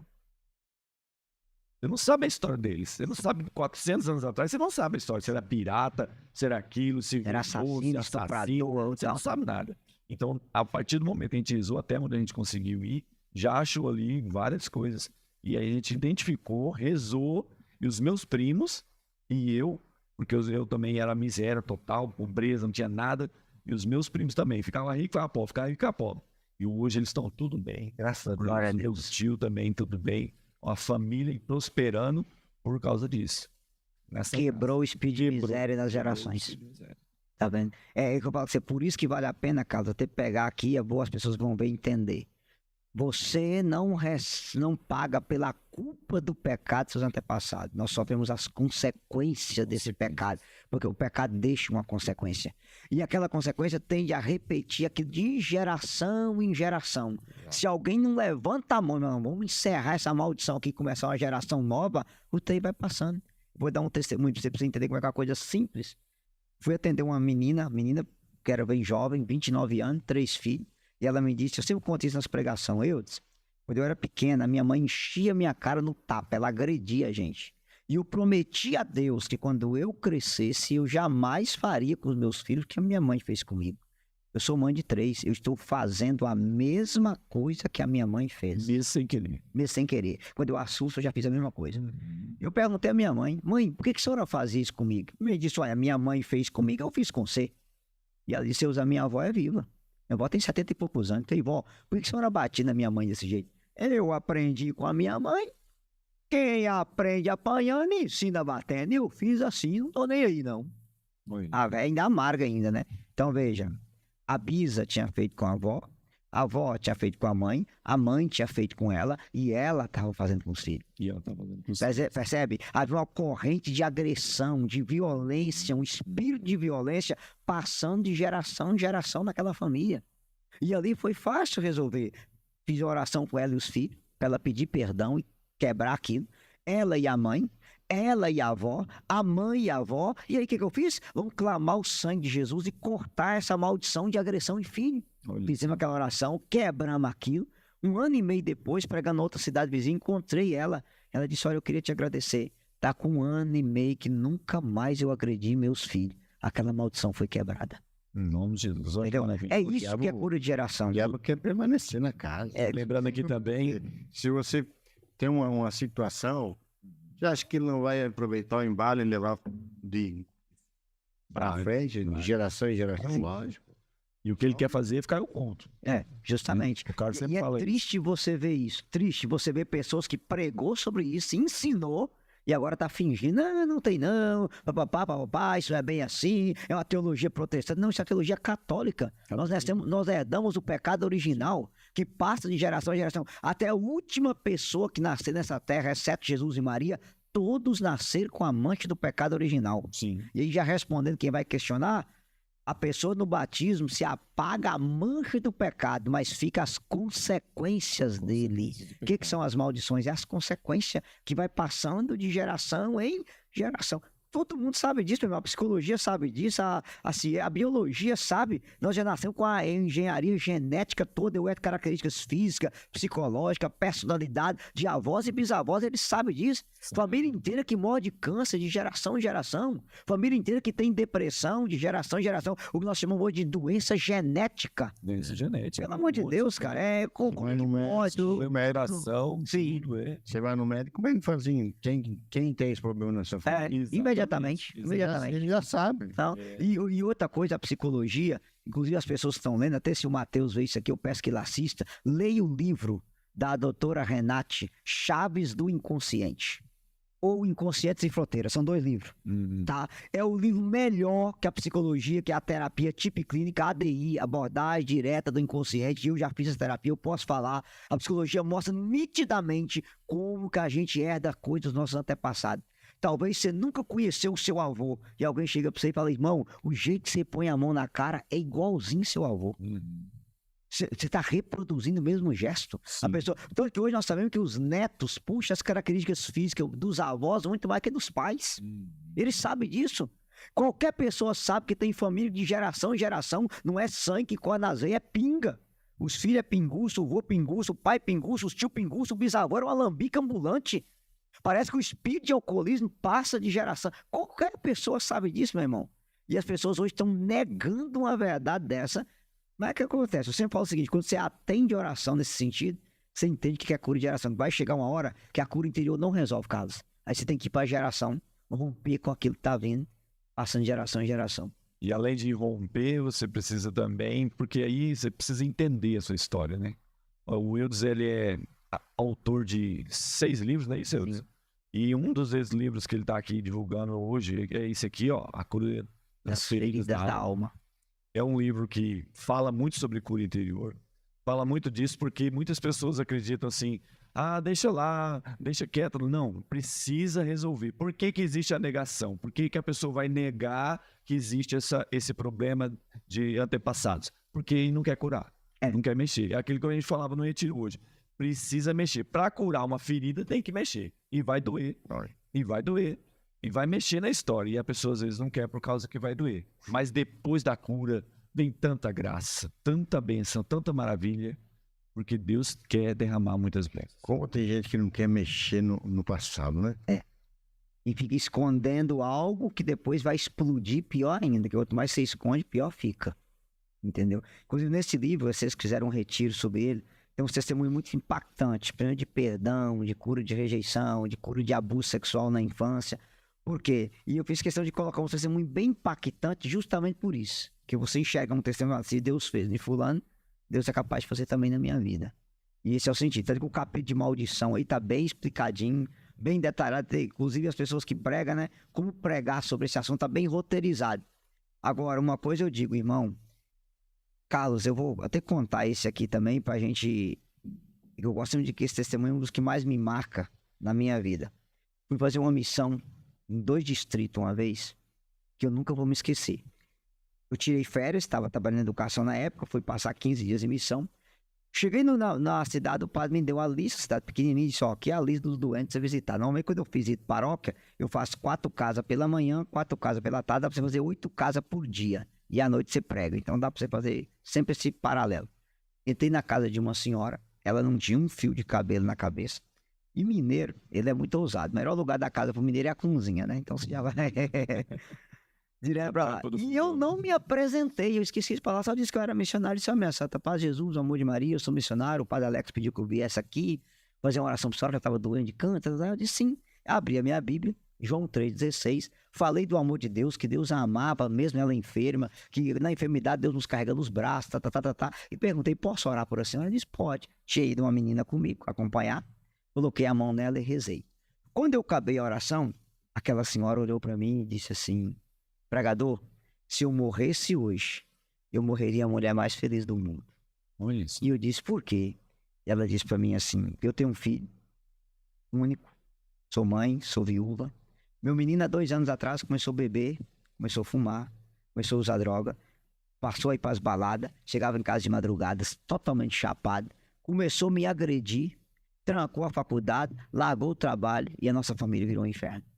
Mas no dia 5 e 6 de agosto, o meu menino foi participar de um retiro de jovens, chamado Jabes, Jovens Aprendendo a Viver em Santidade. Meu menino escutou uma pregação tão poderosa nesse retiro. Ele chegou aqui em casa, me pediu perdão de joelho, jogou a cachaça fora, jogou a maconha fora, voltou à vida que ele tinha, voltou a trabalhar, voltou para a faculdade, e aquela senhora me disse assim, e meu menino se converteu, escutando o testemunho de um rapaz de Minas Gerais chamado Eudes. Aí minhas pernas bambeou. E a menina do lado começou a rir. E ela me disse, esse menino foi abandonado pelo pai e pela mãe na infância, ele tinha 4 anos. Ele apanhou demais da mãe dele, a mãe dele agrediu demais ele. E aquela senhora começou a contar a minha história pra mim. Não, você. E eu me lembrei do discípulo de Emaús, Jesus no meio deles, e eles contando a história de Jesus pro próprio Jesus e não sabia que era Jesus. E ela foi contando, olha, ele passou por isso, a avó dele fez isso, a avó dele fazia aquilo, não sei o quê, papapá. E eu fui segurando pra não chorar, segurando. Ela contou meu testemunho inteiro, até a minha conversão. E de repente ela olhou pra mim e disse assim, olha, a única dor que eu tenho no meu coração é que eu não queria morrer. Você encontrou esse rapaz de Minas Gerais e dá um abraço nele. E agradecer pelo que ele fez na vida do meu filho. Era a hora do almoço. E eu segurando para não chorar, o menino dela chegou em casa, olhou e disse, eu disse, você na minha casa? Aquela senhora pulou no meu peito e disse, eu sou você? Fez, sou eu. Aquela senhora me deu o abraço mais demorado que eu recebi na minha vida. E ela falou no meu ouvido assim, Jesus, eu posso ir embora em paz. Porque eu encontrei o rapaz que foi o sinal da salvação na vida do meu filho. Muito obrigado. Glória a Deus. Olha aí, comenta aí, glória a Deus, aleluia, porque é a Olha, graça de Deus. Se aquela senhora morreu, eu não sei. Isso foi em 2014, nunca mais eu voltei lá.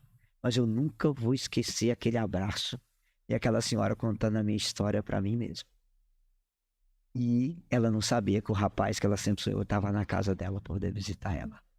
É aquelas coisas que ficam na sua vida para sempre, que nunca você vai esquecer. É aquela marca que Deus deixa você passar para recordar de onde eu tirei e onde eu te coloquei. Que benção, que maravilha. É um dos testemunhos mais fortes que eu me lembro. E você vive da missão, só para missão, ou você tem alguma outra profissão? Eu trabalhei 14 anos na educação, era funcionário público, concursado. Aí, uns 5 anos atrás, devido a tanta gente me encher a paciência, Moisés Rocha, Padre, lá desse trabalho, eu falei, você tá doido, melhor coisa do mundo é ser funcionário público, ninguém te manda embora, você tá concursado. Aí eles foram incomodando, eu comecei a rezar, falei, Jesus, você acha que eu sou o que é mesmo que eu vou viver da missão? Você tá doido, viver da providência, nunca passei da minha vida, e o que começou a me incomodar. Na época eu tava noivo, né, depois de noivado não deu certo, a gente terminou, e um padre falou assim, por que você não faz isso? Eu falei, você tá doido? Eu tô indo casar, é minha noiva. Pergunta pra ela. Ela vai ser sua resposta. Aí eu perguntei, ô amor, você quer que eu largue? Ele falou, você já deveria ter largado. Aí o pai falou, nossa. Agora não tinha mais. Não tinha mais jeito. Aí assim, as pedras bambeou. Pedi a exoneração do cargo, foi um sofrimento danado, ninguém lá queria que eu exonerasse de jeito nenhum. Ofereceram um monte de proposta pra mim, até proposta meio cabulosa.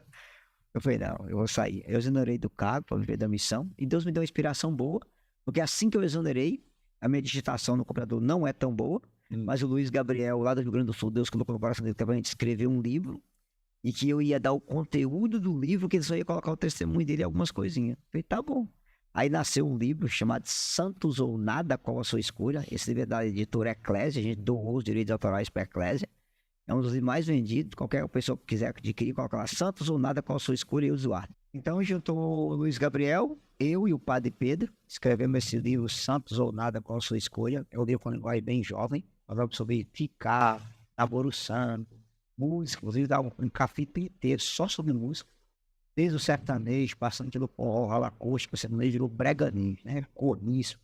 Sertanojo. Sertanojo, passando pelo rock, pelo axé, pelo arrocha, tudo bem explicado. O que essas músicas causam, que sentimento gera na pessoa quando ouve ela. Um capítulo inteiro sobre moda, como que a depravação foi tomando conta da... É um livro muito bom, então a galera ama muito esse livro. E aí depois veio a Igreja de Teólogos de Testemunho, que é o segundo livro. Depois veio o terceiro, que é o do Espírito Santo. Aí veio esse da Teologia da Libertação e veio esse outro aí, A Cor das Feridas da Alma. E aí a gente vai lançar mais 2 esse ano ainda, se Deus quiser. Estamos preparando a bala na agulha. Maravilha. Então, você faz muito retiro para jovens. Então, se você quiser já convidar o Wilson para fazer retiro de jovens, fica à vontade aí. Eu prego muito para jovens. Por causa do linguajar, do jeito. A palavra já tem pouco tempo atrás, eu pregava muito.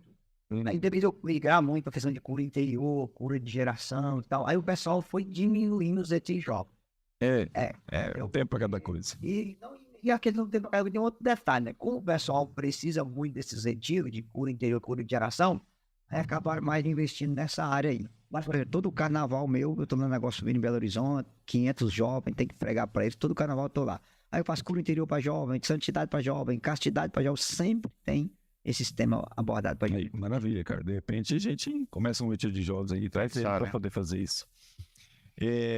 Uma coisa uma curiosidade minha, assim, você falou sobre largar o emprego e tal, e viver a missão. E como é que foi isso aí? Como é que você pensou assim? Você falou, vou por aqui. Porque você já estava em missão, você já estava fazendo os retiros, já tinha ali. Não era uma coisa, porque a primeira vez que ele veio, eu até lembro que ele não pôde ficar na segunda-feira, porque ele tinha que voltar para trabalhar. Sim, E ele falou para mim, não posso ficar na segunda-feira, eu vou voltar para trabalhar, eu tenho que ir embora. foi. Antes da pandemia, né? Isso, antes da pandemia foi. Uhum. E aí agora, então, quando você começou, você falou assim, larguei e comecei. Como é que foi essa experiência? Como é que Cara, foi isso? foi um impacto, sabe assim? Porque querendo ou não, quando você tá trabalhando e concursado, você tá com os pés no chão, tranquilo.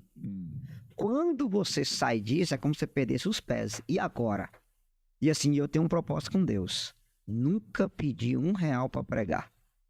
Tanto assim, uma vez a pessoa ligou de São Paulo, lá perto de Hortolândia, né? Ah, irmão, quanto você cobra para pregar? Eu falei, ó, Marco Feliciano mora aí, Silas Malafaia, no Arujá. Vocês ligam e perguntam. Porque Jesus diz, dai graça, que de graça recebeste. Então, quando me perguntam, eu falo, olha, ajuda com o que vocês puderem. Comprando a passagem, pode ficar em paz. Por que eu não peço nada? Porque eu sei de onde Deus me tirou e aonde Deus me colocou. E seria injusto eu pedir dinheiro para pregar o evangelho. Eu não sou coach, sou pregador do evangelho. Sei que tem gente que faz coach, tá até transformando o evangelho em coach, né? O que é uma vergonha um negócio desse. Então eu não peço. Mas qual é a coisa boa? Nunca falta, cara. Às vezes assim, você vai em alguns locais, eu já fui em evento, que eu comprei a passagem de avião, paguei do meu bolso a passagem de ônibus, o pessoal não me deu um centavo. Tudo por minha conta. E várias vezes isso acontece. Mas na outra semana vem um outro irmão, olha irmão, escutei sua pregação. Posso te dar uma ajuda missionária? Posso. Tanto. Era justamente os gastos que eu tinha tido com as passagens de avião, com aquela determinada local que o pessoal não quis pagar. Ou não pôde pagar. Fidelidade de Deus. Fidelidade de Deus. Uma vez eu fui pregar numa determinada cidade, ela é a 8ª maior cidade do Brasil, não vou falar onde é que é. Eu preguei lá sexta, sábado, domingo, segunda, terça e quarta. O menor grupo que eu preguei tinha mais de 1.000 pessoas. Na quarta-feira o irmão me deu a paz de Cristo e me mandou embora. As passagens de ônibus ficou por minha conta. É sério isso? Minha conta. Uma pessoa falou comigo assim que eu partilhei com ela, você nunca volta na cidade? Eu falei, volto. No outro ano eles me chamaram. E eu voltei. E aí Isso era a mesma coisa. fizeram a mesma coisa. Mesma coisa. Mas por que eu vou... Sabe o que eu voltei? É que eu falei assim, olha, o povo que tá ali para escutar a pregação não tem nada a ver com esses caras que estão na linha de frente. Fala uma coisa, Wilson. Por que isso? Qual que é o... É falta de informação? É falta de Carlos, misericórdia? falta de zelo, né? Eu vou te falar uma coisa que você é triste falar, mas a nossa igreja tá cheia de gente sem vergonha. A verdade é essa, o joio tá instalado. Enquanto tem gente que tá cobrando absurdo para pregar, a gente sabe de pessoas aí que tá cobrando 5, 6, 7 mil para fazer uma pregação, o que é uma vergonha. Entendeu? É música aí pedindo 50 mil pra fazer um show, 30 mil pra fazer um show, também que é uma vergonha. Do outro lado tem gente na linha de frente da igreja que adora aproveitar a boa vontade de quem não pede nada para fazer isso aqui, ó. Colocar a cangaia, infelizmente, tá cheio isso. Assim, eu não me levo a mal com isso, porque eu sempre falo o seguinte: você prega, o povo que vai te ouvir não tem culpa das pessoas além de frente que estão mal. E por que eu voltei? Eu voltei porque tinha pessoas aí que precisavam de uma pregação para mudar de vida. E é por amor a essas almas que a gente não pode desistir. Entendeu? Claro, as propostas aparecem, Carlos, aparecem. Uma vez em Belo Horizonte, vou fazer uma palestra. Ia falar, já falei, nada a ver não. Quando eu acabei a pregação, nós tínhamos pepinos na empresa, fizemos oração de cura interior, de perdão, tal. O cara era muito católico. Um Raul. Eles. Quer ser milionário? Meu irmão, eu até rezei, mas Deus entendeu missionário, a oração foi errada. Eu falei, Senhor, me faça milionário. Ele entendeu missionário, errou o negócio lá. Aí ele começou a rir, falou, não, mas eu tô brincando não. Eu falei, não, também não, eu pedi, mas Deus escutou errado. Eu falei, não, rapaz. O que você está querendo dizer? Ele falou comigo assim, olha, durante 50 minutos, você pregou para 70 homens, que não é de igreja, que não frequenta religião nenhuma, os caras não piscou. O tempo inteiro os caras bateu palma, o tempo inteiro os caras chorou. Você dominou a atenção dos caras, que esse jeito de ser humorista, de brincar com as coisas. Se você quiser, eu te pago para você o Master Pool. Te dou de graça e eu me importo ser empresário. E com 1 ano eu te faço milionário. Cara, uma palestra sua é 50, 60 mil. Quem não quer escutar um cara igual você, com esse seu jeito de falar? Ele não é mesmo, irmão? É proposta boa, não? É muito boa. Ó, tô saindo daqui amanhã, pegar um voo para São Luís, vou entrar numa van e andar 8 horas pro sertão do Maranhão, lugar mais pobre. Vou pregar lá sexta, sábado, domingo, segunda e terça. E volto na quarta. Sabe quanto eu vou ganhar? No máximo R$200. Que são pessoas simples, que faz vaquinha e que vende sorvete, picolé, alguma coisa, cuscuz para poder pagar minha passagem. Aí você me arruma uma passagem minha de eu ir pro Leblon, no Rio de Janeiro, hotel 5 estrelas, ida e volta, para falar 50 minutos para cambada de empresário, para ganhar 50 mil. Você acha que eu vou para onde? Ele falou, você vai pro Leblon. Eu falei, pois é. E no dia de julgamento eu vou sentar no colo do capeta, porque Deus me levantou para ser missionário, não me levantou para ser milionário. Glória a Deus, eu prefiro o paraíso. Eu prefiro o paraíso. Então, assim, cara, infelizmente, nós perdemos quantas pessoas para esse mundo de coach por causa disso aqui, ó. Hoje o povo não quer a salvação das ovelhas, cara, quer a lã das ovelhas. Lá em cima da lã das ovelhas. É o que as ovelhas oferecem. Não há interesse de visitar uma ovelha, de rezar, de colocar as mãos, de escutar a história, de visitar a casa e fazer uma hora. Não, tem interesse nesse. Entendeu? Músicos, pregadores que infelizmente quer a lã das ovelhas, não quer a salvação delas. Eu e o Denilson, a gente foi convidado para poder pregar um retiro no distrito, que nem você falou, né? Um distrito pequeno, chama Pana aqui. E aí a irmã falou assim, quanto vocês cobram? Eu falei, gente, eu não cobro nada. Se você quiser fazer uma oferta missionária, a gente aceita, mas a gente cobra despesa, porque a gente não tem como pagar a despesa. Não tinha mesmo como pagar. Graças a Deus. E aí a gente foi, chegou lá, levamos um ministério que tá tocando no retiro aí, que é o Ministério da Redenção, e eu perguntei a mesma coisa pro irmão, por isso que é uma benção ter eles lá com a gente. Quanto vocês cobram? Não cobram só a despesa, se quiser pagar a despesa dos 2 carros que a gente vai levar, som, equipamento, tudo, paga tudo isso. Fizemos um retiro de 2 dias, eu Deus do céu, 150 pessoas, a igreja pequenininha, fechadinha assim, mas batizado no Espírito Santo, no final da pregação do batismo, assim, o povo chorando, abraçado, uma coisa maravilhosa, assim. E eu falei para Denilson, esse povo aqui não teria, não somos nada, nós somos só ferramenta, que nem você estava falando hoje, mas esse povo aqui não teria a oportunidade de ter um momento desse, com o ministério tocando bonito, afinadinho, coisa que ajuda a pessoa a entrar na graça, não teria essa oportunidade se a gente tivesse dito, ó, a gente cobra R$1.000 para poder vir aqui. Não teria. E aí a irmã chegou no final, olha, tá aqui. Eu falei, mano, fica tranquilo, dá o da gasolina aqui pro meu, dá o gasolina pro pessoal, fica tranquilo. E o ministério falou a mesma coisa. Por isso que esse ministério tá tocando nesse retiro aí, não uma benção. Não, dá aqui, dá o da gasolina, fica tranquilo, Deus abençoe, foi uma benção. O importante é que o povo foi batizado, Ministério de Redenção. Se você quiser seguir lá, ele tem as redes sociais. Uma benção de Deus. Porque se nós não tivermos essa iniciativa, tem gente que não vai ser batizado no Espírito Santo. Sim. E aí eu digo pra você, eu me lembro assim, o padre vai ficar sabendo, azar, não tem problema não. Mas uma vez um padre de um determinado estado me ligou, eu disse, fulano de tal pregador, não vou falar o nome, é um irmão bem conhecido, passa o seu telefone, você trabalha com cura interior e libertação, tem um retiro aqui para 5, 6 mil pessoas, ele não pôde vir, me indicou você. Você pode vir? Ele passou a data e falou, padre, essa data eu não posso. Sei por quê. Não, essa data eu vou estar num povoadinho para chamar 2 de abril, divisa Minas com a Bahia, pé de Palmópolis, lá onde é que o Judas perdeu a meia. E um padre amigo que me chamou, o padre Alvinha, tem um padre indiano. Ele falou, mas quantas pessoas vai ter? Não, eu vou dar uma pregação no final de semana para 40 pessoas só por a cúpula do padre. Ele falou, você vai deixar de pregar um retiro para 6 mil para pregar para 40? Eu vou. Ele falou, por quê? Eu disse, porque o retiro do senhor de 6 mil, qualquer bambambam vai pregar. Agora 40, se eu não for, os bambambam não vai, porque eles querem dinheiro, eles não querem alma. E aí tem uma pergunta que o pessoal às vezes me disse uma vez, eu até me perguntaram, o Eudes falou assim, mas o Eudes e tal, você tá falando de Minas Gerais, 20 anos de missão, e por que ele não tá assim tão na mídia e aquela coisa toda? E hoje nós estamos sabendo a resposta. Porque você faz escolhas. Sim. E através dessas escolhas, que nem você mesmo disse, essas escolhas têm um preço a pagar. Tem. Não, assim, por exemplo, olha, o Fábio Lira, que é meu grande amigo lá da Canção Nova, tem muito tempo que eles imploram de eu ir no PHN. Eu falei, Fábio, eu não vou.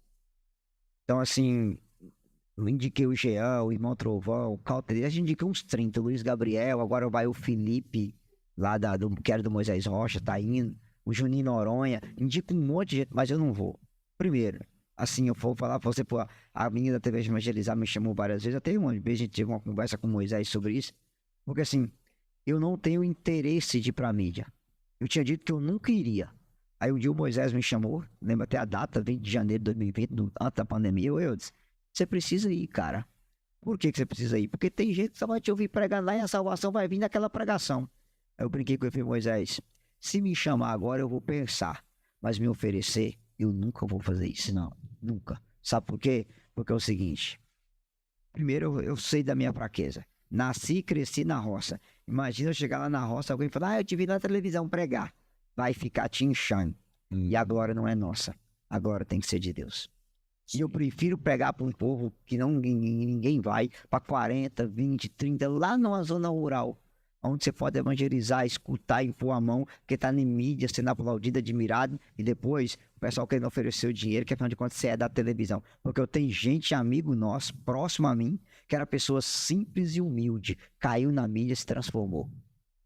Caiu de Canção Nova, caiu de TV Evangelizar, agora quer hotel 5 estrelas, e toalhinha pro pé, toalhinha pra mão, toalhinha pra cintura, e tem que ser X cachê, porque senão não vou, porque afinal de contas, depois que eu fui no PHN com o Dunga, aí eu recebo 300 pedidos em tal lugar por ano, aí eu fico selecionando onde que eu vou, que onde é que dá mais gente, dá mais dinheiro. Aí eu não tô indo atrás das almas, eu tô indo atrás do cachê. Tá cheio disso. Eu sei que as pessoas vão me xingar na internet, azar, eu falo mesmo. Glória a Deus. E o Carlos também sempre fala isso, que a comunidade, ela não é, por exemplo, um retiro que a gente está fazendo lá agora, deu 200 e poucas pessoas, graças a Deus. Mas se chegar alguém que não tem condições de pagar, entra. Sim. Os outros encontros, os outros lugares cobram 300, 500 reais, 400, para não sei o quê. Mas o Carlos, eu tô falando isso porque ele fala. Nossa comunidade não é para ganhar dinheiro, é para evangelizar. Ganhar almas. É para ganhar almas. É para que as pessoas possam chegar lá que nem hoje, num momento maravilhoso de oração, e chorar, ser boquinho mesmo. Boquinho é aqueles que choram.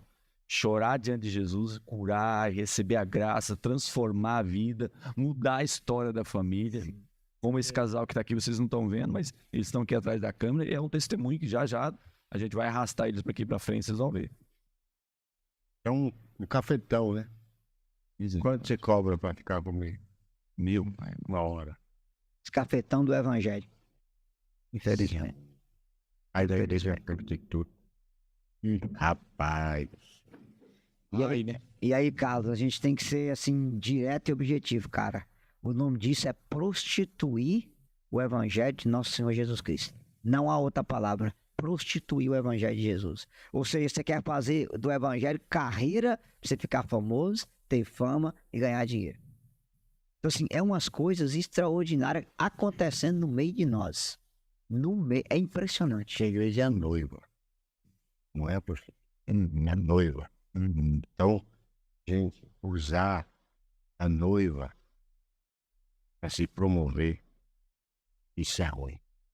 É terrível. É claro que também, isso aí também, uma vez um pregador, eu não vou falar o nome porque é polêmico, mas ele veio e falou assim, eu fui convidado para ir num lugar, e o pessoal falou assim, vou pagar a despesa de viagem, você volta, tá bom, pode dar o que você quiser. Ele também é dessa forma, assim. E aí, fizeram uma oferta, e ele olhou assim e viu o pessoal só depositando as notas grandes, né, da oferta. Ele falou, bom, dinheiro entrou, né, graças a Deus. Aí pegaram a sacola lá, encheram um negócio de entregar na mão dele, ele foi.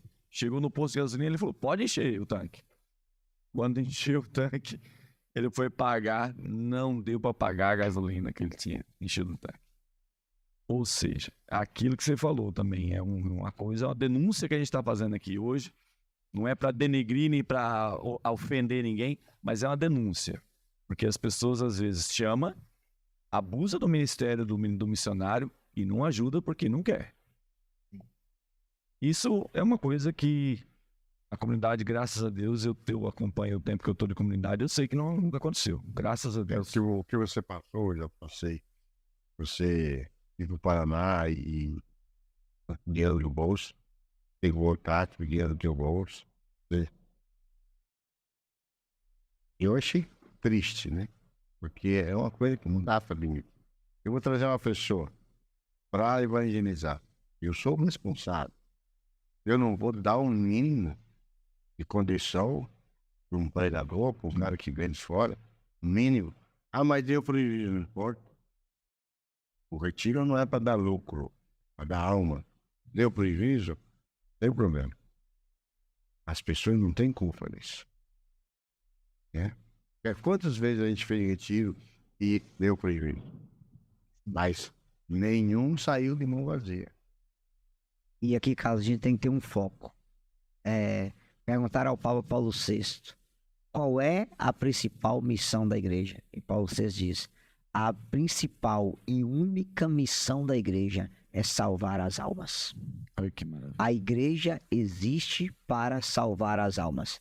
A igreja não existe para impedir a árvore de ser queimada na Amazônia. Não, a igreja existe para impedir almas de queimar no fogo do inferno.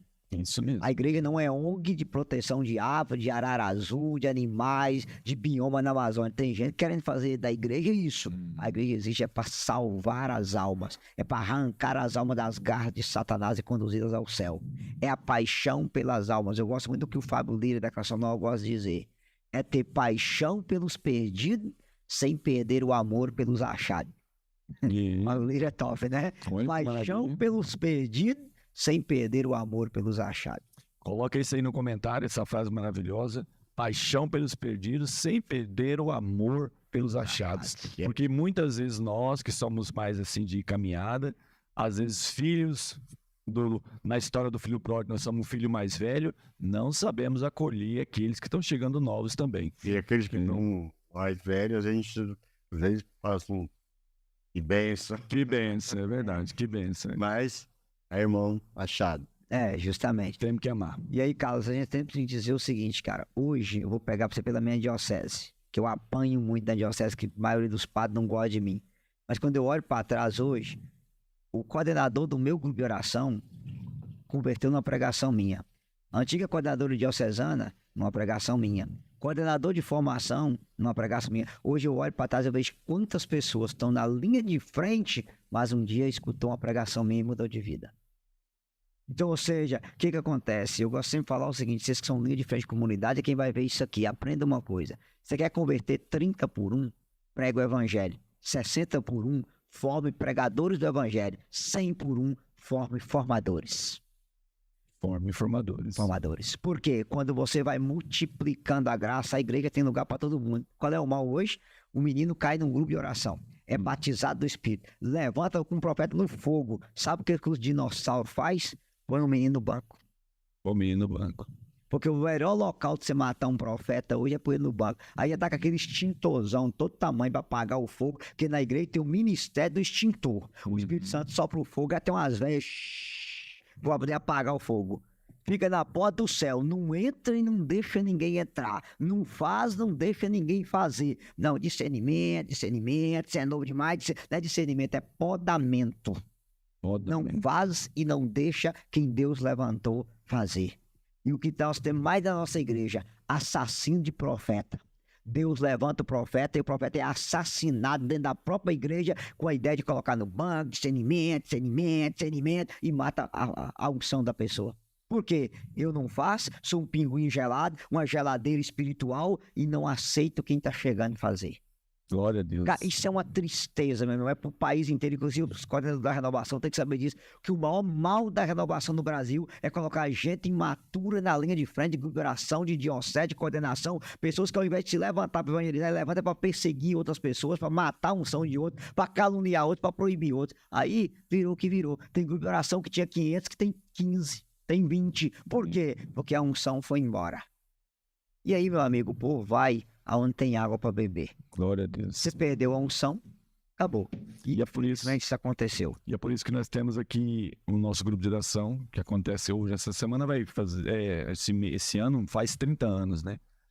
E não é para mérito nosso, a glória de Deus, mas são 30 anos de grupo de oração, referência, e que apanha bastante. Aleluia. E que até alguns que vieram aqui, que né, a gente falava no último podcast, padres, irmãs, pessoas, coordenadores, que nem você está dizendo, alguns que a gente consegue escutar a história deles, eles falam: comecei na Boquinha de Louvor, Fui na Boquinha de Louvor, com um retiro, foi lá. Fui no grupo de oração, foi lá que eu encontrei com Jesus. Então, a gente conhece a árvore pelos frutos. E mesmo assim, conhecendo pelos frutos, as pessoas não param de, pelo menos, dar uma aliviada na situação, não sei não. Como é que é isso aí? Tem 3 coisas que você precisa aprender sobre isso. Conhece algum testemunho, antes, desculpa te incomodar, mas um testemunho de alguém assim que te perseguia muito e de repente caiu em si, abriu os olhos e falou assim, a partir de hoje eu não vou mais perseguir esse menino não, o que aconteceu? Ixi, tem muitos. Tem muitos. Muitos. Lembra de um aí só pra gente poder... Antes de lembrar de impactar aí. hoje, só te recordar um fato.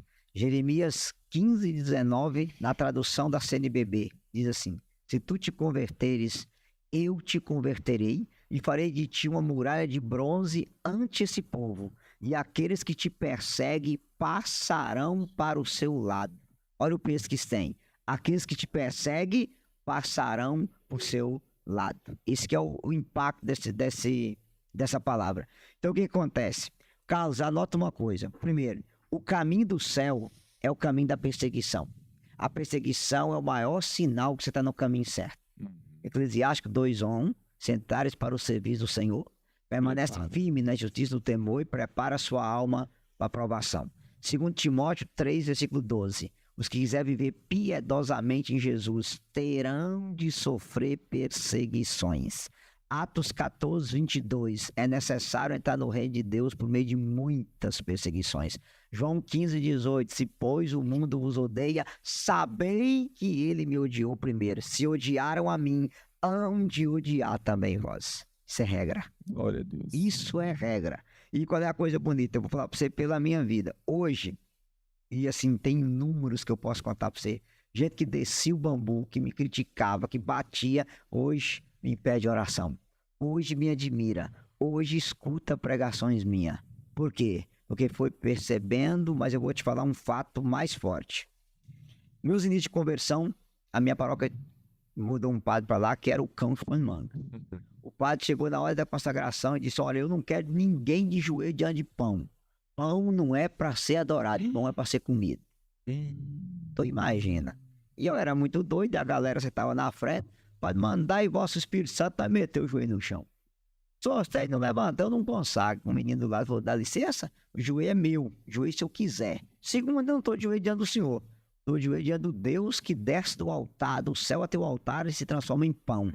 E um detalhe, padre, diante dele, todo joelho se dobrará. Se o senhor não crê que Jesus está vivo na Eucaristia, eu creio e meu joelho vai ficar dobrado. O padre sabia que o menino era meu discípulo. Acabou a missa, me chama na sacristia. Filho do cão, desgraçado, some da igreja que não tem vaga pra você na igreja. Sai da sacristia chorando. Mandei um e-mail pro professor Felipe Aquino e disse: professor, manda pra mim aí, fazendo favor. Qual parte do missal romano, algum documento que diz que na hora da consagração a gente tem que ficar de joelho? Mandou uma parte do missal. Tirei uma cópia e dei um pro padre, distribuiu quase umas 500 na paróquia. O pau quebrou, né? Mas eu chamar o bispo. O bispo hoje é um bispo até meio famoso, de um arquidiocese aqui do Paraná, mas é o Cão Chupando Manga. Foi aluno de Leonardo Boff. Só aí você imagina quem é o bispo. Aí o bispo chegou, eu contei toda a história. O bispo falou: eu não concordo com o padre. Não, mas ele tem razão, ele manda na paróquia, tem que obedecer. E eu sei, por favor, fique um ano calado. Eu fiquei um ano sem poder pregar, sem pôr a mão em ninguém por causa disso. Passou aquele ano, o padre tinha mudado de paróquia. Eu fui na paróquia dele, na outra cidade, me confessei com ele. E pedi lá a benção. Mas você aqui? Eu falei: eu aqui, padre. Sabe que eu ia deixar o senhor em paz? Não ia? Tá. Passou-se 15 anos depois. Estava pregando numa cidade. Acabou a pregação, fui visitar um seminário onde é que tem só padre velho aposentado. Quando eu entro lá, quem estava lá? O padre. Aquele padre me abraçou e disse: meu filho do céu, eu escuto as suas pregações, assisto você na internet e queria te dar os parabéns e te pedir perdão por tudo que houve entre nós, porque eu sei que essa árvore produziu fruto e que você é uma obra dentro da igreja de Deus e eu queria te dar a minha bênção e te pedir perdão. 15 anos depois. Que maravilha. Olha isso. Glória a Deus aí, pelo amor de Deus. Glória a Deus. Jesus. É assim, cara. E Deus vai trabalhando desse jeito. E vai fazendo a obra desse jeito. Entendeu? Então, já vi muita gente. Assim, quando eu recebo críticas hoje, calúnia, e calúnia uma em cima da outra, eu nem me preocupo. Por quê? Você falou uma bem forte aqui no Retiro agora. Foi, sim. E aí é várias. Vira e mexe, aparece uma e outra, eu não me preocupo. Por quê? Eu sei em quem eu pus a minha confiança. Eu sei da minha reta consciência. Então, assim, padre calunia, gente da igreja calunia, deixa passar. Por quê? Porque eu sei para onde eu estou indo, de onde Deus me tirou e aonde eu quero chegar. Então, assim, o que acontece? Tudo isso tem que servir de aprendizado para você.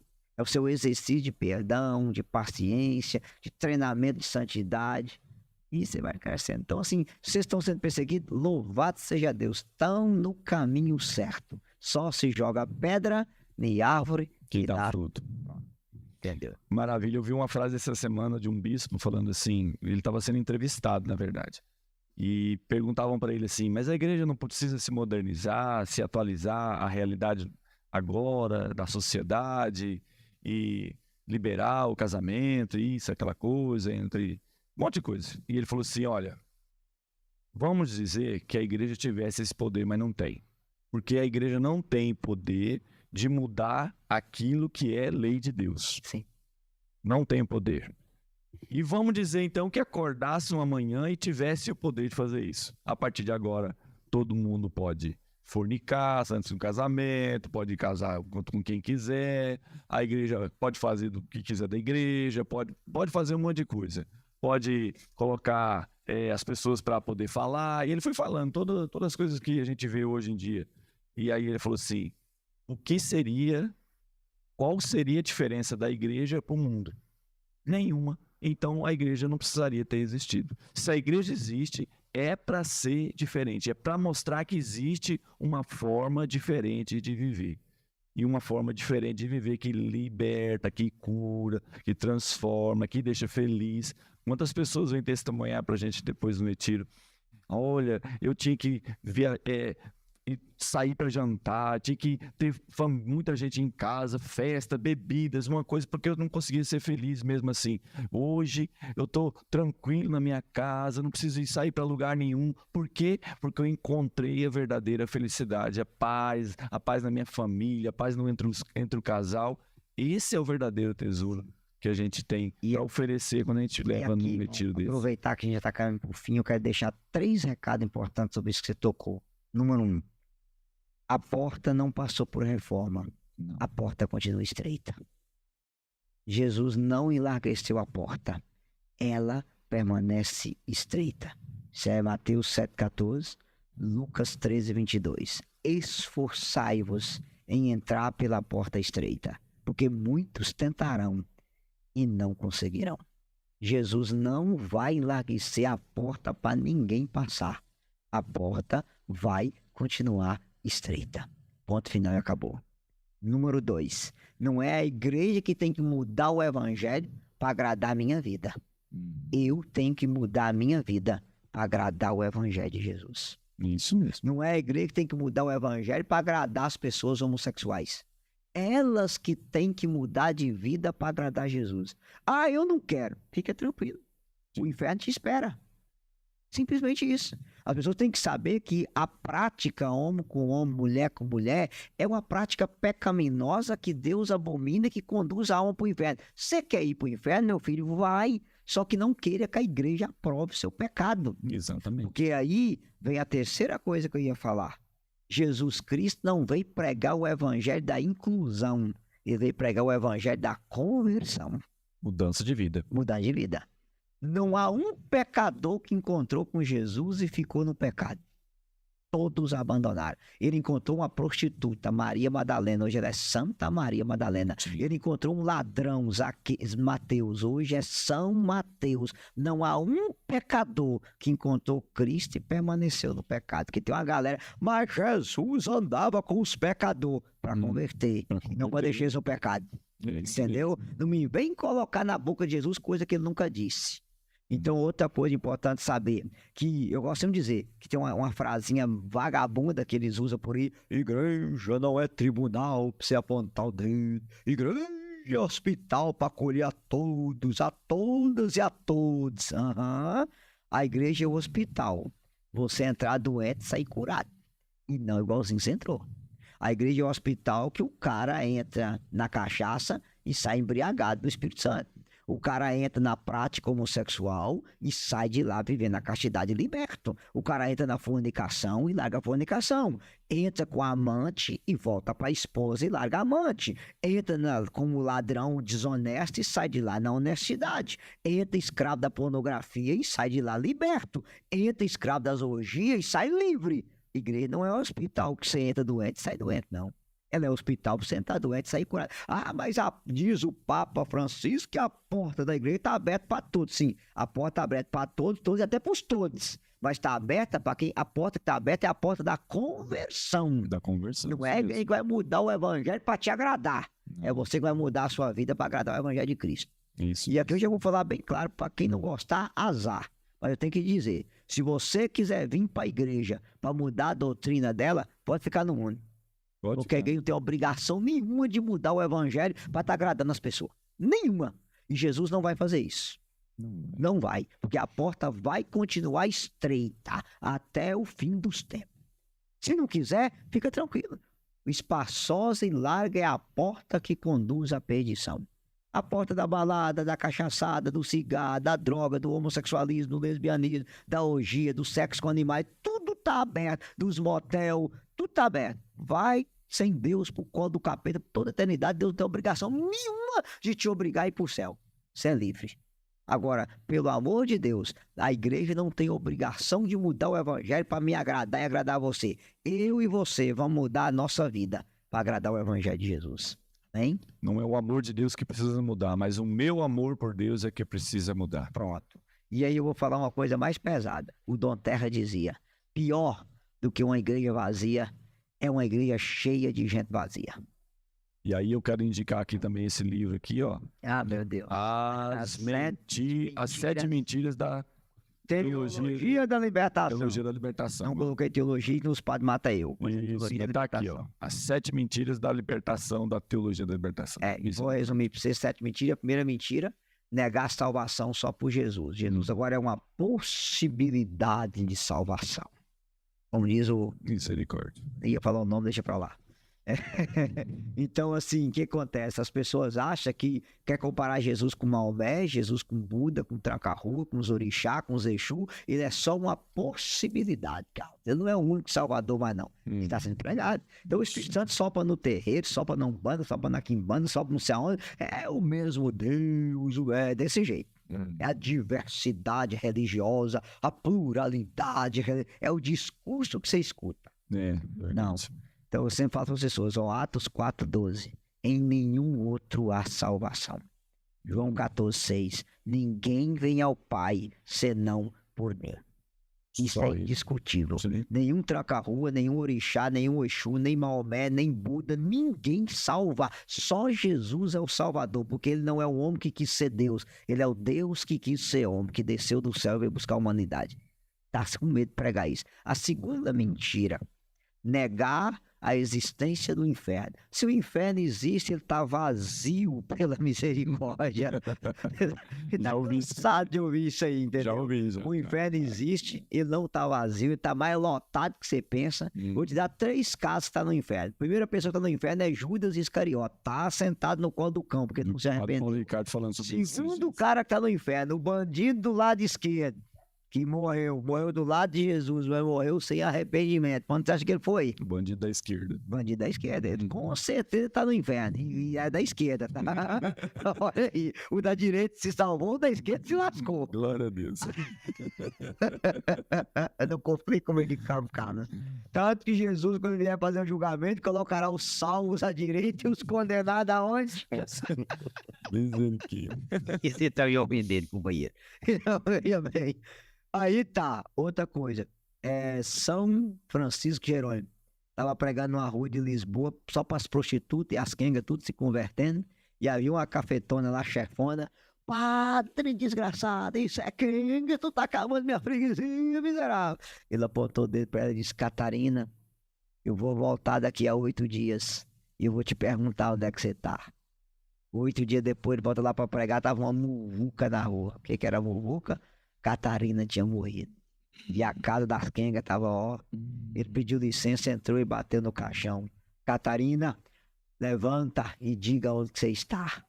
Fez um silêncio, ele bateu a segunda vez. Catarina, em nome de Jesus, fica em pé e diga onde é que você está. E aquela mulher levantou, cheirando enxofre, um olho cheio de fogo, e disse, Padre, eu estou no inferno, porque não escutei a sua pregação.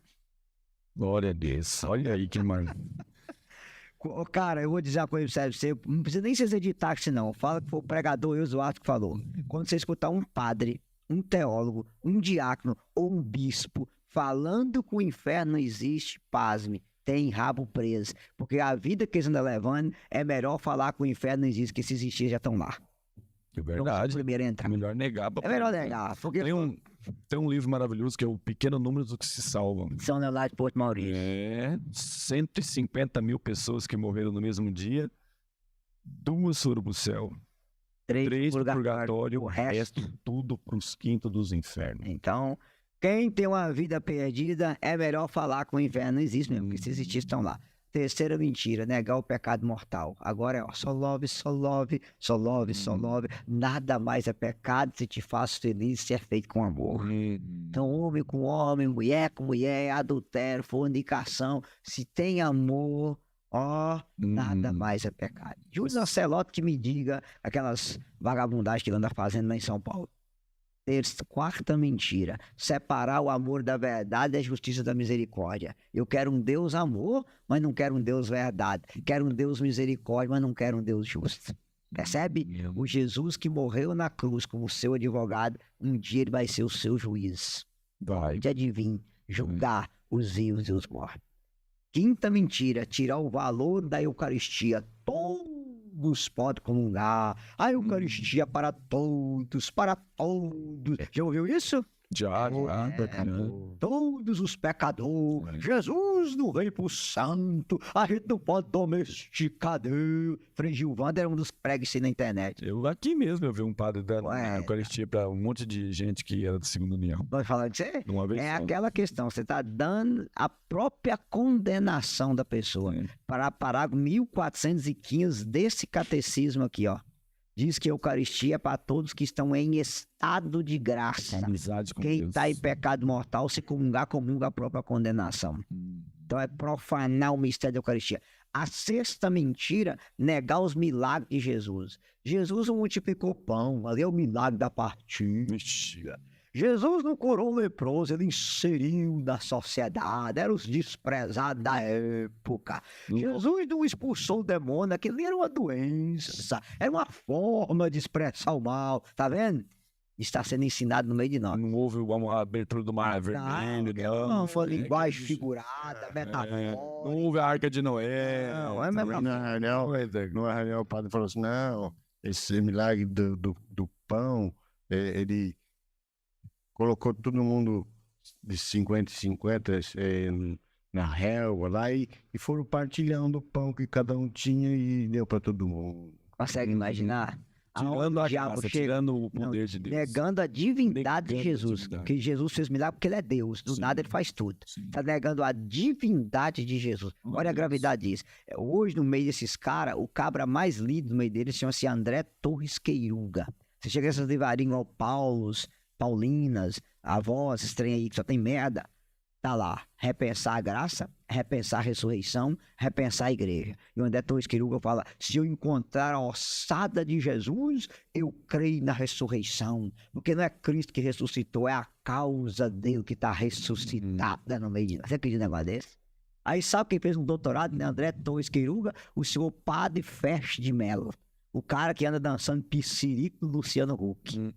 Aí você pega a pregação, e que eu fiz questão de salvar o DVD, ele dizendo na canção nova, não é porque Pedro olhou para João e percebeu que João não era o mesmo, Tiago não era o mesmo, André não era o mesmo. Então não é que Cristo ressuscitou, é porque a palavra dele estava ressuscitada. Você acredita num negócio desse? Negando ressurreição. É negar a ressurreição, cara. E Paulo vai dizer, 1 Coríntios 15:19, se Cristo não ressuscitou, nós somos os homens mais dignos de lástima. Infelizmente. Porque Pelo também amor de nós não Deus. tivemos mais Pelo amor de Deus, Glória cara. a Deus. E a última coisa, que é a última mentira desse povo aí, é negar o valor da igreja. Aquilo que o Fábio de Mello disse lá na Ana Gabriela. Jesus não quis igreja, Jesus quis o reino de Deus. O reino. Vocês sempre ouvem isso. O reino é o que eles pregam. Então acaba o valor do sacramento, o valor da oração, o valor da moral, tudo vai por água abaixo. Da Santa Missa. Tudo. Entendeu? Né? Tanto você vê aquele bispo dizer lá na Amazônia, eu trabalho aqui há 40 anos e nunca batizei o índio, porque o índio é mais cristão do que eu. Percebe? E os jesuítas que vieram para o Brasil, se tivesse essa ideia, não Vira tinha no católico túmulo, no Brasil. não. Pra você ter ideia, a Imagina gravidade Paulo, né? que é esse povo. Então, assim, por isso que eu escrevi esse livro, As 7 Mentiras da Teologia da Libertação. Gente, que maravilha. Nós estamos aqui já num tempo bom de podcast. Graças a Não Deus. sei que hora vão acabar antes de... Mas se deixar o Wildes vai aqui até 2, 3 horas da manhã, depois entra numa vigília e entra num terço, num Santo Rosário e glória a Deus. Glória a Deus. Quero agradecer vocês que já acompanharam a gente até agora. Se você quiser saber mais informações sobre o Wildes, ele tem as redes sociais dele, onde você pode acompanhar, tem YouTube. O canal tem Pregador Eudes Duarte. Coloca lá, cadastra Pregador Eudes Duarte, você vai ver eu. Se o telefone não queimar com essa cabeça grande aqui, vai... Isso, escuta lá, ele faz várias lives, formações, ele também tem formações que ele vende lá, uma vez o Carlos postou lá no grupo, pessoal, as formações que ele já está postando para você poder ajudar na missão dele, mas também adquirindo esse material que pode te ajudar muito a crescer. Olha, esse homem, a cabeça dele é grande, não é à toa, não. É porque tem muito conhecimento, tem muito estudo. Ele não está falando ali coisa que dá cabeça, que vem, não. E vem de muito estudo, de muito aprofundamento, com pessoas que fontes seguras. Então, procura lá, pesquisa. Eu tenho certeza que você vai gostar, se apaixonar, porque ele está te apresentando Jesus. E quando Jesus é apresentado, a gente se apaixona por ele e aí tem a sede da gente, vai aumentando cada vez mais, a gente quer cada vez mais. Agradecer você, agradecer o Carlos que está aqui. Estou vendo que um pouco cansado o rosto dele assim, porque nós estamos metidos desde 8 horas da manhã. O retiro terminou agora 9 horas, uma benção, e nós corremos para cá para poder aproveitar a oportunidade com o Wilson para poder gravar esse podcast. Ele é assim, né? Vamos fazer... Bom agora. Ele é assim também. E agradecer também sua disposição e disponibilidade para estar aqui com a gente. E aqui eu queria dizer, terminando a minha fala, para as pessoas que vão nos assistir, nos acompanhar, São Francisco Sales, São Paulo da Cruz, Santo André Bóbola e São Vicente Ferré. Esses 4 santos têm o título na igreja de caçadores de alma. Inclusive, São Paulo da Cruz tem um livro bem grosso, Paulo da Cruz, o caçador de almas. Muito bom o livro, por sinal.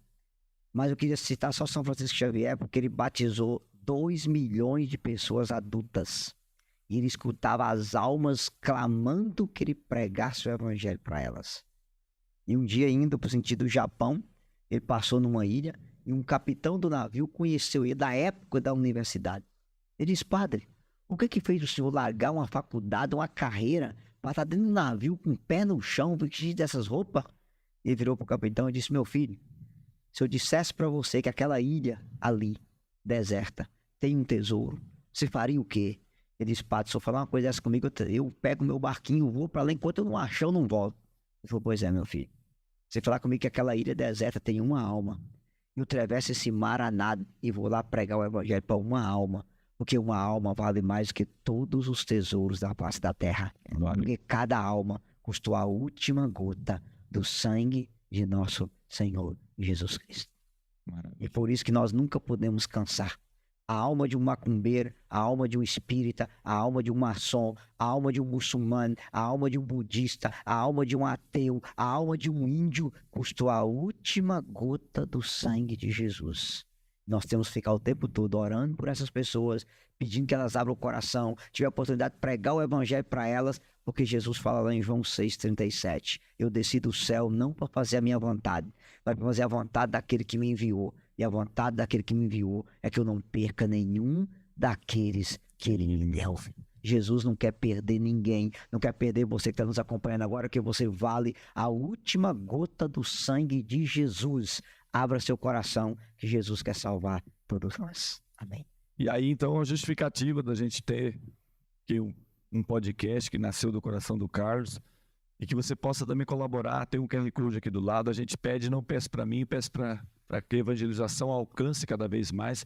Se você pode, põe aí o seu celular, aponta para o QR Code, faça a sua doação para que a gente possa alcançar cada vez mais almas, porque tem muita gente ainda clamando para poder ser encontrada, ser libertada e ser resgatada pelo poder do nome de Jesus. Aleluia. Amém?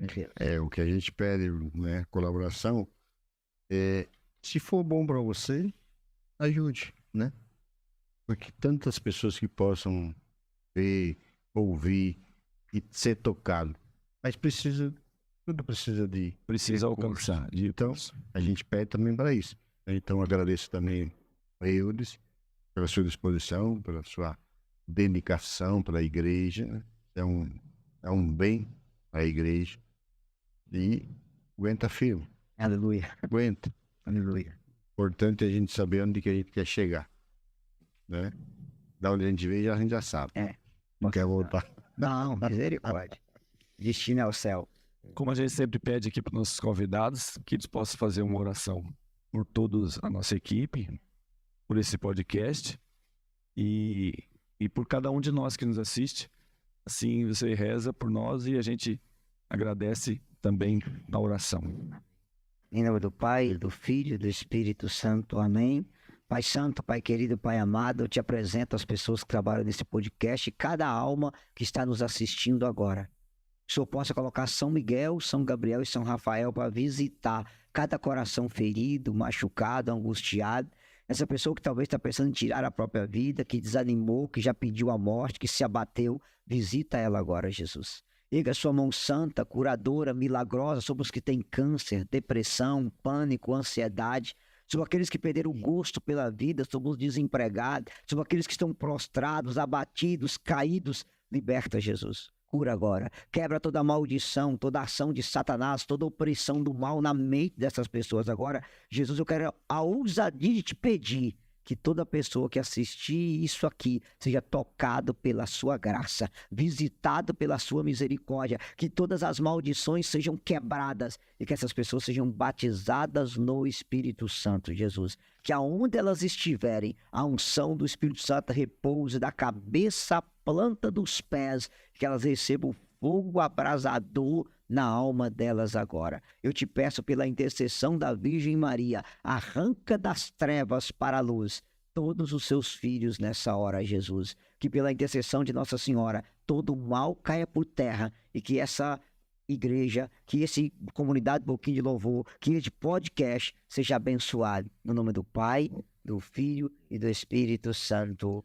Amém. Amém. Aleluia. Uma pequena lembrança que nós sempre damos para os nossos convidados. Eita glória. Eu devo você lembrar do nosso podcast.